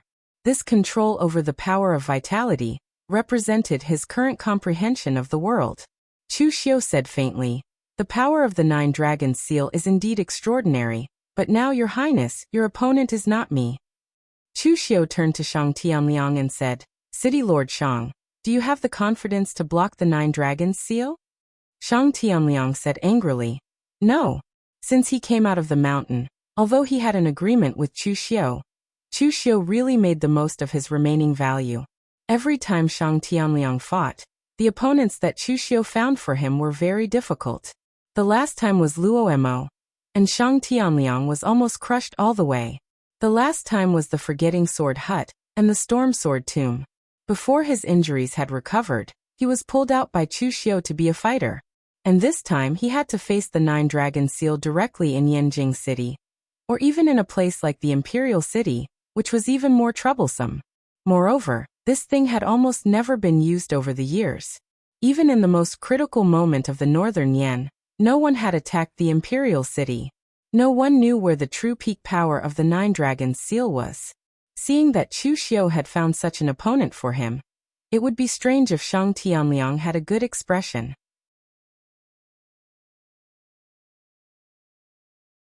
Chapter 957. Although Shang Tianliang said that he was not confident, Chu Xiu had faith in him. Shang Tianliang was now a genuine Elysium of the heaven and earth realm, while Xiang Chong only relied on external objects to wield the 9 Dragon seal.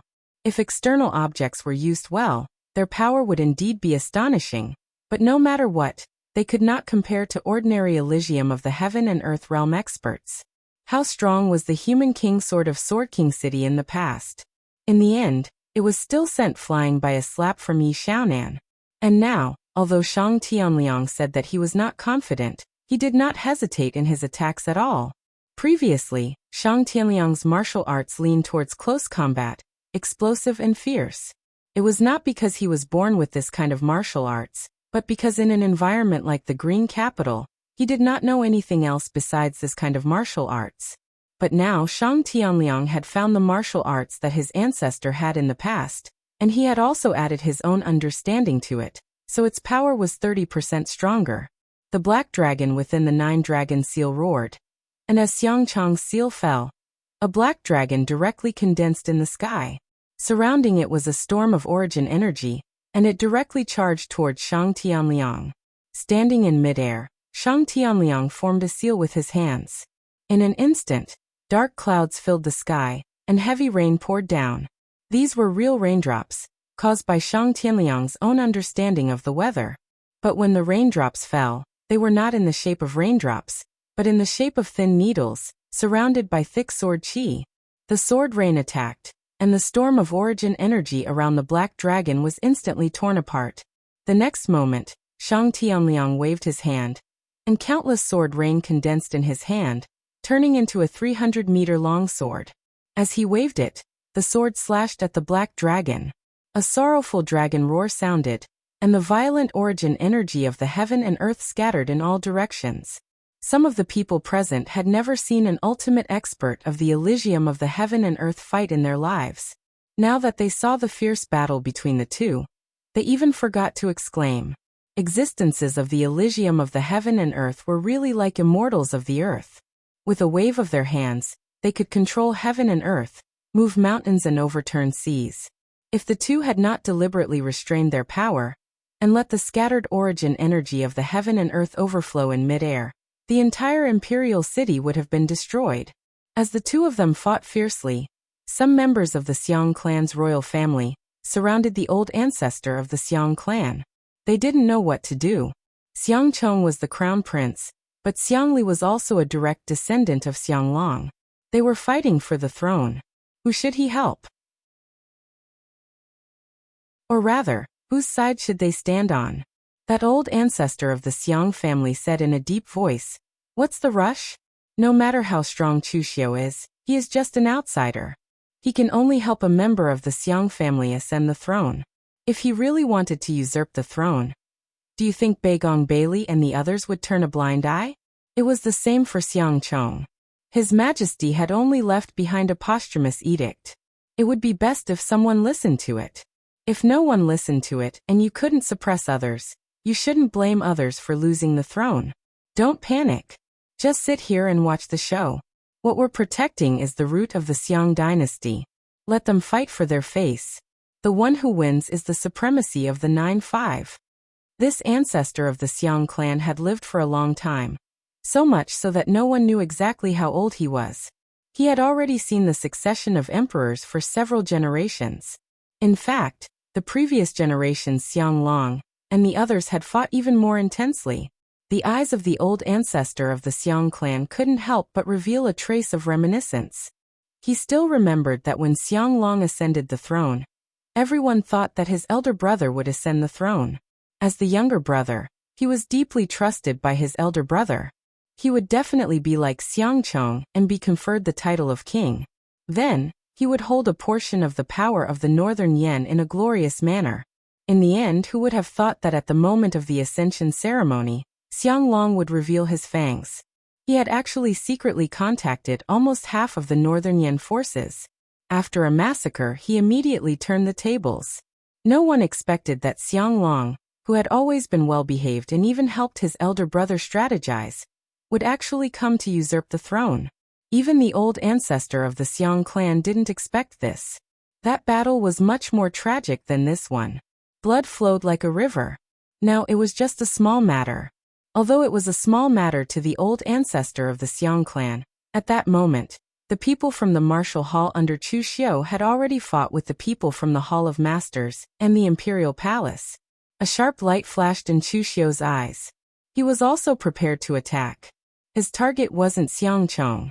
He was prepared to help Shang Tianliang take down Xiangcheng first.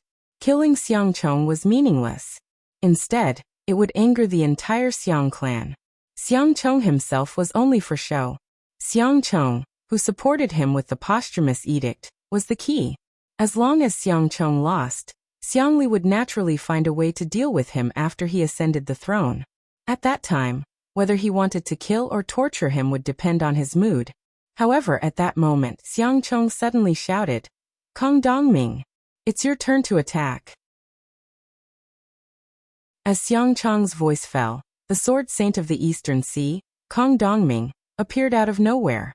He looked at Xiangcheng with a stupefied expression.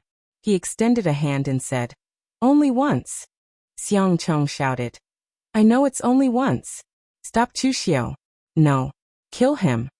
Kong Dongming was an extremely eccentric person. When he was a guest at the Jiangshan Pavilion, he often worked for money and disappeared after he earned it. Originally, with Kong Dongming's personality, he would never come to the Northern Yan to be Xiangcheng's teacher. The reason why he appeared here was that Xiangcheng had found a way to lure him into the Northern Yan. The price he had to pay was a sword mark left behind by the sword saint, Gu Qingqing, after her battle with Dugu Weiwei. Back then, Gu Qingqing transformed herself into a sword spirit and fought with Dugu Weiwei. Although she managed to injure Dugu Weiwei, her body and soul were both destroyed. However, at a cliff far away from where the two of them fought, because the power of that sword had almost dissipated, the sword had successfully left behind a sword mark. It was obtained by someone else, and no one knew how it had fallen into Bai Yan's hands. Although it was only a sword mark, it was still a sword mark left behind by the sword saint, Gu Qingqing. For any swordsman, it was a priceless treasure. When Xianglong learned of Kong Dongming's strength, he made a deal with him. However, Kong Dongming only agreed to help Xianglong once. Gu Qingqing's sword mark was only worth him using his full strength once. However, Xianglong also played a trick in the end. Although he agreed, the condition was that Kong Dongming had to stay by Xiangcheng's side for a year. This opportunity to make a move could be used at will within this year. As long as this opportunity was used up or the year was up, Kang Dongming could leave. She didn't know whether Kang Dongming, the honest man, could see through the scheme.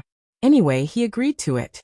Now that Xiang Chong wanted to use this chance, Kang Dongming was more than happy to do so.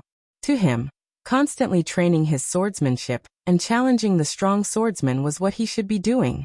Following Xiang Chong was a waste of time. Looking at Chu Xiu, Kang Dongming did not have any killing intent, let alone hostility. In his entire life, only swordsmanship could make his mind fluctuate. He had never had enemies, and he had never treated others as his enemies. He only had those who blocked his way and caused him trouble. When Kang Dongming killed them, he did not have any killing intent. To him, killing was just a way to get rid of trash and obstacles. At this moment, Chu Xiu was not trash or an obstacle in his eyes. He was just a target to complete his mission. Once he was done with him, he could leave this boring place. Therefore, Kang Dongming did not say anything at all. He could not even be bothered to say a word.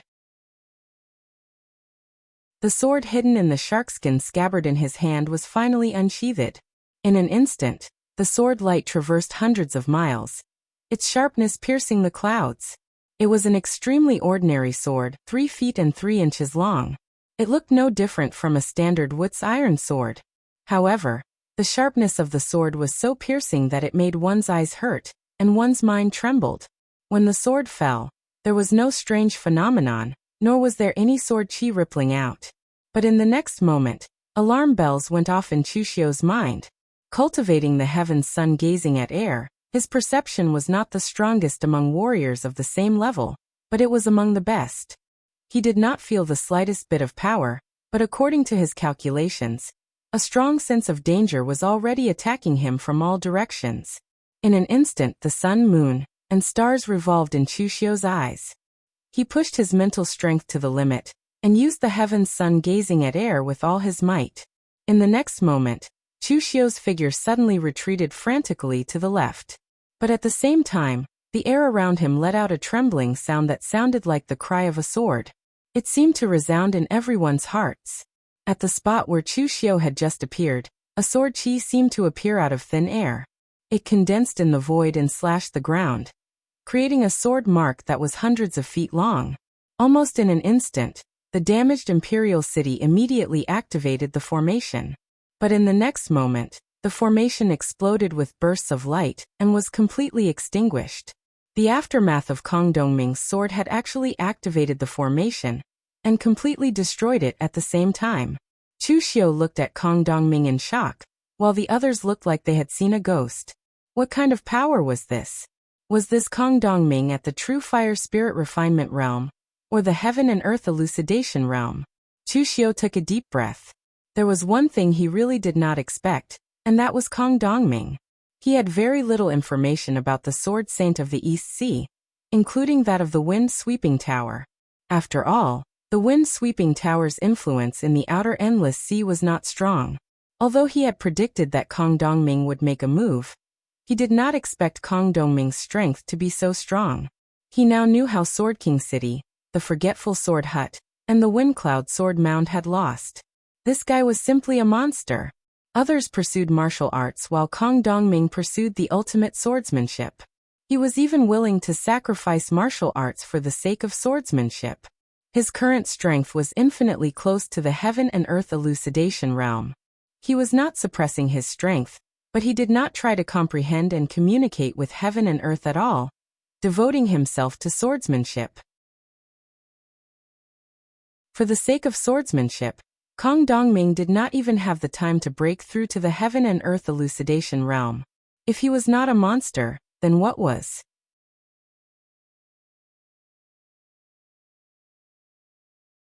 Chapter 958. People like Kang Dongming would not survive if they did not go crazy. To be honest, Chu Xiu was shocked by Kang Dongming. This was the first time he had seen someone who clearly had the chance to step into the Elysium opening realm, but was too lazy to take that last step. He finally understood why Heavenly King Shen, with his bad temper, did not go after Kang Dongming after losing. First, it was because they had competed fairly. It would be too degrading to go after the other after losing. Second, it was because they did not want to provoke a madman like Kong Dongming. But this time, Chu Xiu was the unlucky one. Kong Dongming's swordsmanship could be said to be the strongest swordsman he had ever met. Even Chu Xiu did not know how his opponent had used that sword. He could only rely on the heaven's sun gazing at air spell to barely predict the danger, and then instinctively dodge.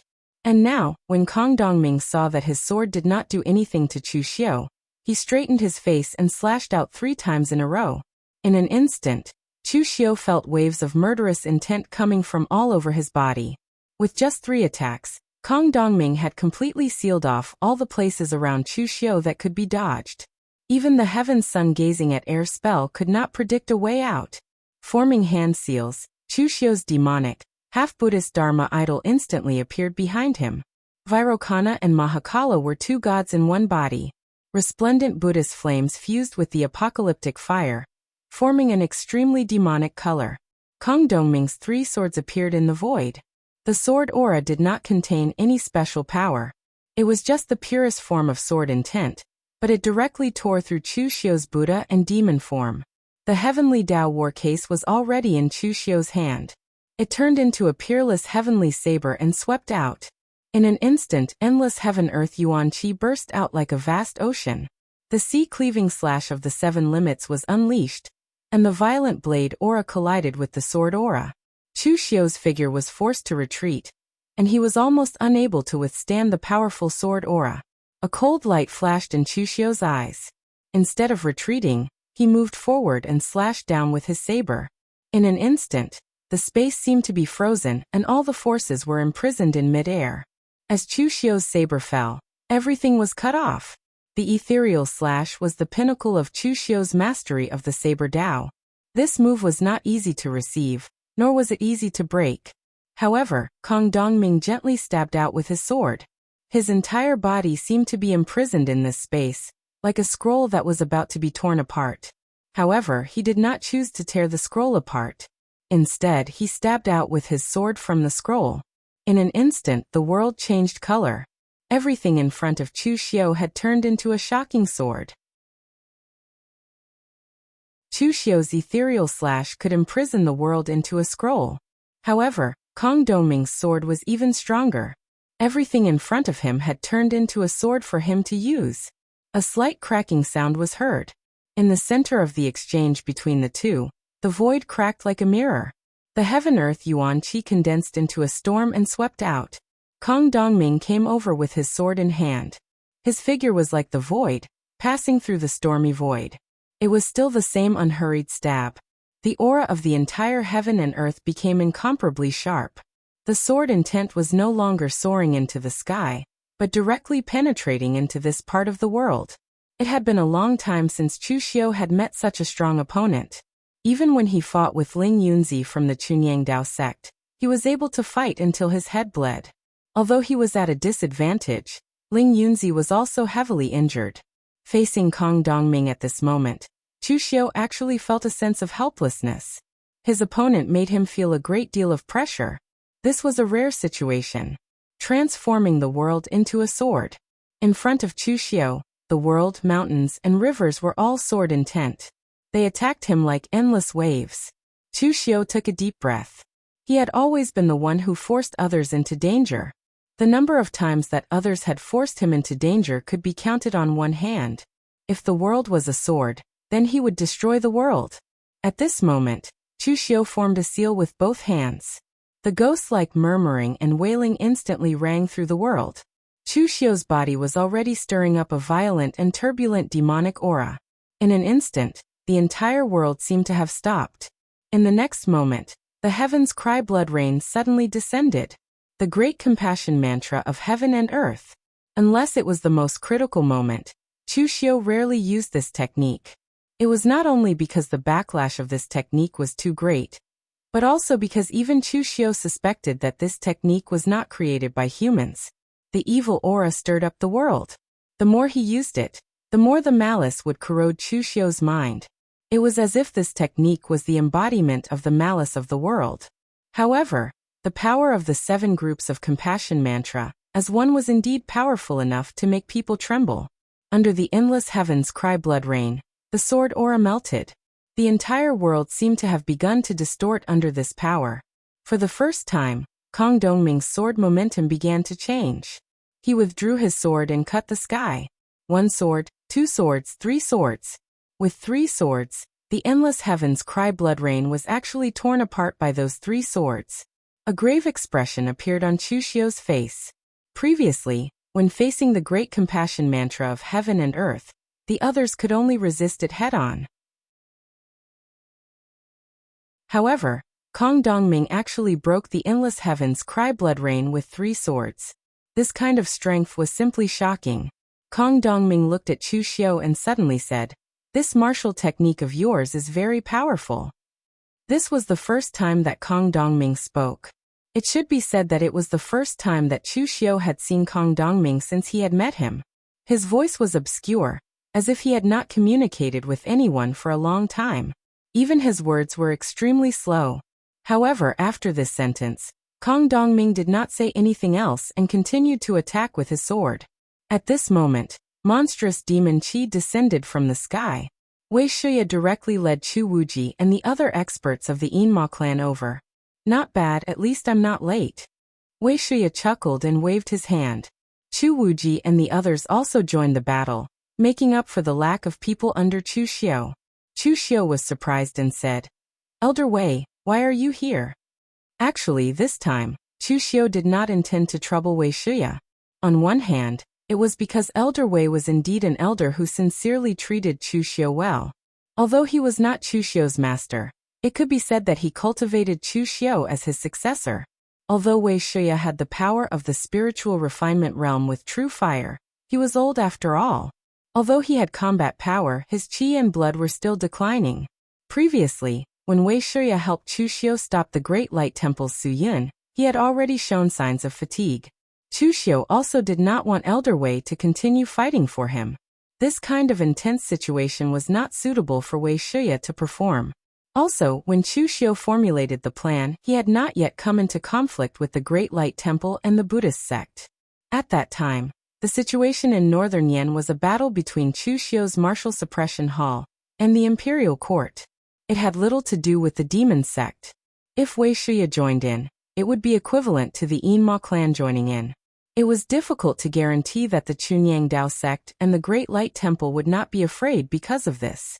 As a result, they would invest more power and bring trouble. Of course, now that the Great Light Temple and the Chunyang Dao sect had both suffered losses, these two sects were watching the show from below. Naturally, it did not matter anymore. Wei Shuya said, "You have such a big plan here. How can I turn a blind eye to it? However, I know that since you did not inform me, you should be confident. I originally did not intend to come. I heard that Situchi and the others also came to look for you. I was worried that something had happened, so I came to take a look." Of course, Wei Shuya did not come here because he was afraid that something would happen to Chu Xiu. In reality, based on the strength of Situchi and the others and their scattered situation, they could not threaten Chu Xiu. What Wei Shuya was worried about was whether their arrival would disrupt Chu Xiu's plan. He was old and useless. He couldn't help Chu Xiu much outside, but he could still be of some use in the internal affairs. This time, Situchi and the others did not inform him of the meeting. The meaning behind it was obvious. Wei Shuya was even prepared to fall out with them this time. However, he did not expect Situchi and the others to be so cowardly. As soon as they met, Chu Xiu directly mentioned Shang Tianliang, and they were immediately scared off. However, he came at the right time. On Chu Xiu's side, he was pushed to the edge by Kong Dongming, and Wei Shuya came to help. Although Kong Dongming was strong, it was not like he did not stand a chance when it was 2 against 1. Moreover, Chu Xiu was not having a fair duel with Kong Dongming. This was a fight for the throne, which concerned the future of so many people. The winner was king, and the loser was in the wrong. Of course, he had to put all his strength on the line. Therefore, after Wei Shuya arrived, Chu Xiu immediately joined forces with Wei Shuya to fight fiercely against Kong Dongming. Although Wei Shuya was old, his martial path was not just his own. It also contained the martial path left behind by the other 4 skyfiends of the 9th heaven mountain. When he attacked, there were endless variations. Chu Xiu was strong, and his physical body was tough, so he could take a beating. Of course, he could not let Wei Shiya be the main attacker. Therefore, he first went to fight Kong Dongming, and let Wei Shiya wait for an opportunity to attack from the side. With such a strong helper like Wei Shiya, Chu Xiu was also under a lot of pressure. However, Kong Dongming was so strong that it was unreasonable. It could be said that he was the strongest existence Chu Xiu had ever seen in the true fire spirit refinement realm. Even though Chu Xiu and Wei Shiya were fighting 2 against 1, they still could not defeat him. They could only maintain their balance. Looking at the chaos in the imperial city, where battles were everywhere, Xiang Chong's face was full of panic. Although Xiang Chong could resist, the situation was not optimistic. After all, he was relying on external objects. His own strength could not be compared to existences in the mysterious heaven and earth realm. Although Kong Dongming's strength was strong, this cheap master of his was hired with money, and he would only take action once. The other people from the Imperial Consecrator Hall were fighting.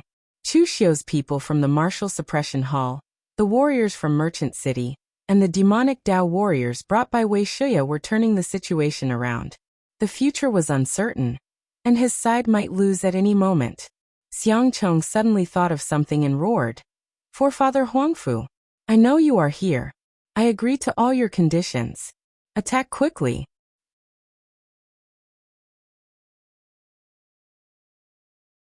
Chapter 959. When Xiang Chong suddenly called out the Huangfu clan's name, everyone present was taken aback. Even Chu Xiu was the same. This was because Chu Xiu had never considered that the Huangfu clan would interfere in this matter. Huangfu Song's strength wasn't considered weak, but it wasn't considered strong either. He was considered to be above average among the 9 great clans. It was only because there was little competition in the northern Yan land that the Huangfu clan suffered fewer losses, and had more people. However, Patriarch Huangfu was already old, and the entire Huangfu clan had never produced any outstanding figures, so they were not considered powerful. There was no point for the Huangfu clan to interfere in this fight for the throne. They were people of the pugilistic world, and a noble clan to begin with. What were they trying to do by interfering in the fight for the throne? Are we going to rebel? If they chose to help Xiang Li, Chu Xiu would not agree to it. This was akin to snatching food. If they helped Xiang Chong, they would offend Chu Xiu. They would not be in his good graces no matter what. As long as the Huangfu clan's patriarch's head was not squeezed by the door, Chu Xiu believed that he would definitely not get involved in this mess. Moreover, Taoist Wuyang was right beside Xiang Chong. If Xiang Chong had come into contact with the Huangfu clan, Taoist Wuyang would have reported to him. However, at this moment, a long laugh suddenly rang out. "Does your highness really keep your promise?" As soon as he finished speaking, Ancestor Huangfu and the hundreds of elites of the Huangfu clan had opened the palace gates and entered the imperial city. Chu Xiu's expression instantly changed when he witnessed this scene. The Huangfu clan has actually participated in it. Chu Xiu turned to look at Taoist Wuyang and shouted angrily, "Xiang Chong has allied with the Huangfu clan. How could you not know such important news?" At this moment, Taoist Wuyang was leading the Shade Mountain sect in a head-on battle with the group of old eunuchs in the palace. Seeing this, he was also dumbfounded because he really did not know about this matter. Xiang Chong had already treated him as a confidant, and was practically inseparable. How could Xiang Chong have met with the Huangfu clan? Actually, this matter could not be blamed on Taoist Wuyang's incompetence. It could only be said that it was too much of a coincidence. Xiang Chong had never seen anyone from the Huangfu clan, and the Huangfu clan didn't send anyone to see Xiang Chong either. The person who facilitated the cooperation between the two sides was an unexpected person, Lin Fengyu.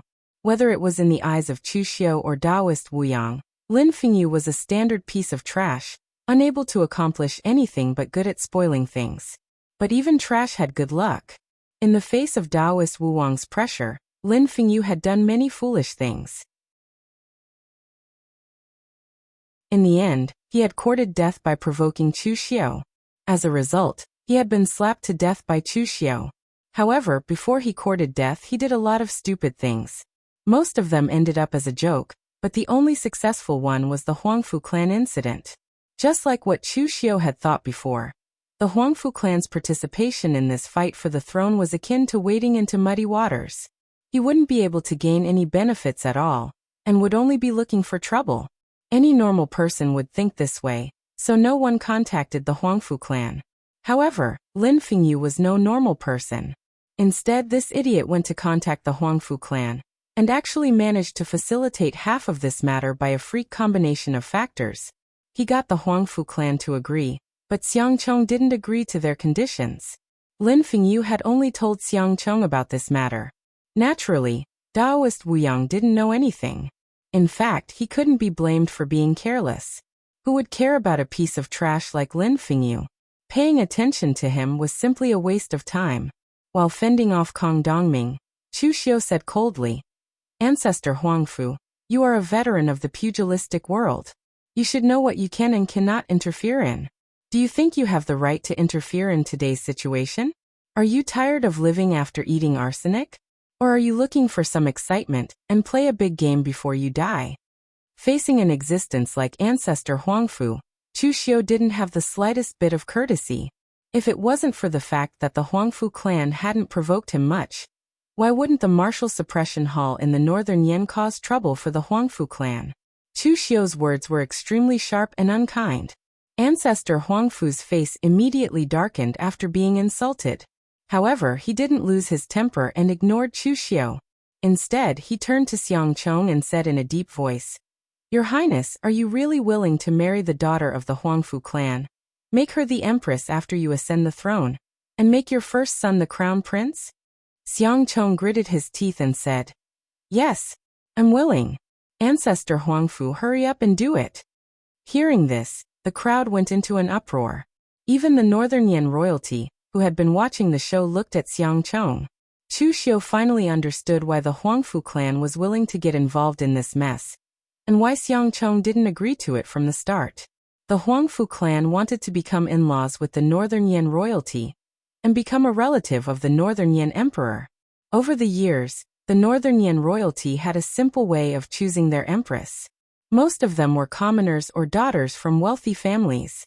They rarely chose daughters from noble families in the military, because they were afraid that a relative would affect the foundation of the Northern Yen. Of course, to think deeper, they were afraid that the emperor would become too powerful with the support of his relatives, even to the point where he could stand up to all the royal families of Northern Yen. If that happened, would the royal family of Northern Yen be Xiang, or something else? Xiang Chong wasn't an idiot. This was a sensitive matter. If he agreed, he would gain the support of the Huangfu clan, but it would also mean that his interests would be inseparable from the Huangfu clan. At that time, not to mention what the Huangfu clan would do, he would offend the entire Xiang clan. Therefore, when Lin Fengyu excitedly told him about the Huangfu clan's condition, Xiang Chong didn't agree at all. He wanted to ask if the Huangfu clan could change their condition, and he would do his best to satisfy them. However, the Huangfu clan was very stubborn. They only had one condition, and they were determined not to change it. Originally, Xiang Chong had already rejected this matter. However, the Huangfu clan had previously said that Xiang Chong could just ask them if he needed them. Xiang Chong was also forced to a dead end. He wanted to test if the Huangfu clan's words were true. He didn't expect the Huangfu clan to really come. At this moment, they had already reached the point where their true intentions were revealed. Either they lived or died. A bit of power was also power. He could no longer care about what would happen in the future, nor did he care if he would offend the Xiang royal family. What Xiang Chong wanted was the throne. Chu Xiu took a deep breath. While temporarily blocking Kong Dongming, he said to the Huangfu clan, "Is the Huangfu clan really going to get involved in this mess? In terms of strength, the Huangfu clan isn't weak. You've been in the Northern Yen for so many years, and you've never been aggressive. You've lived peacefully with the surrounding forces.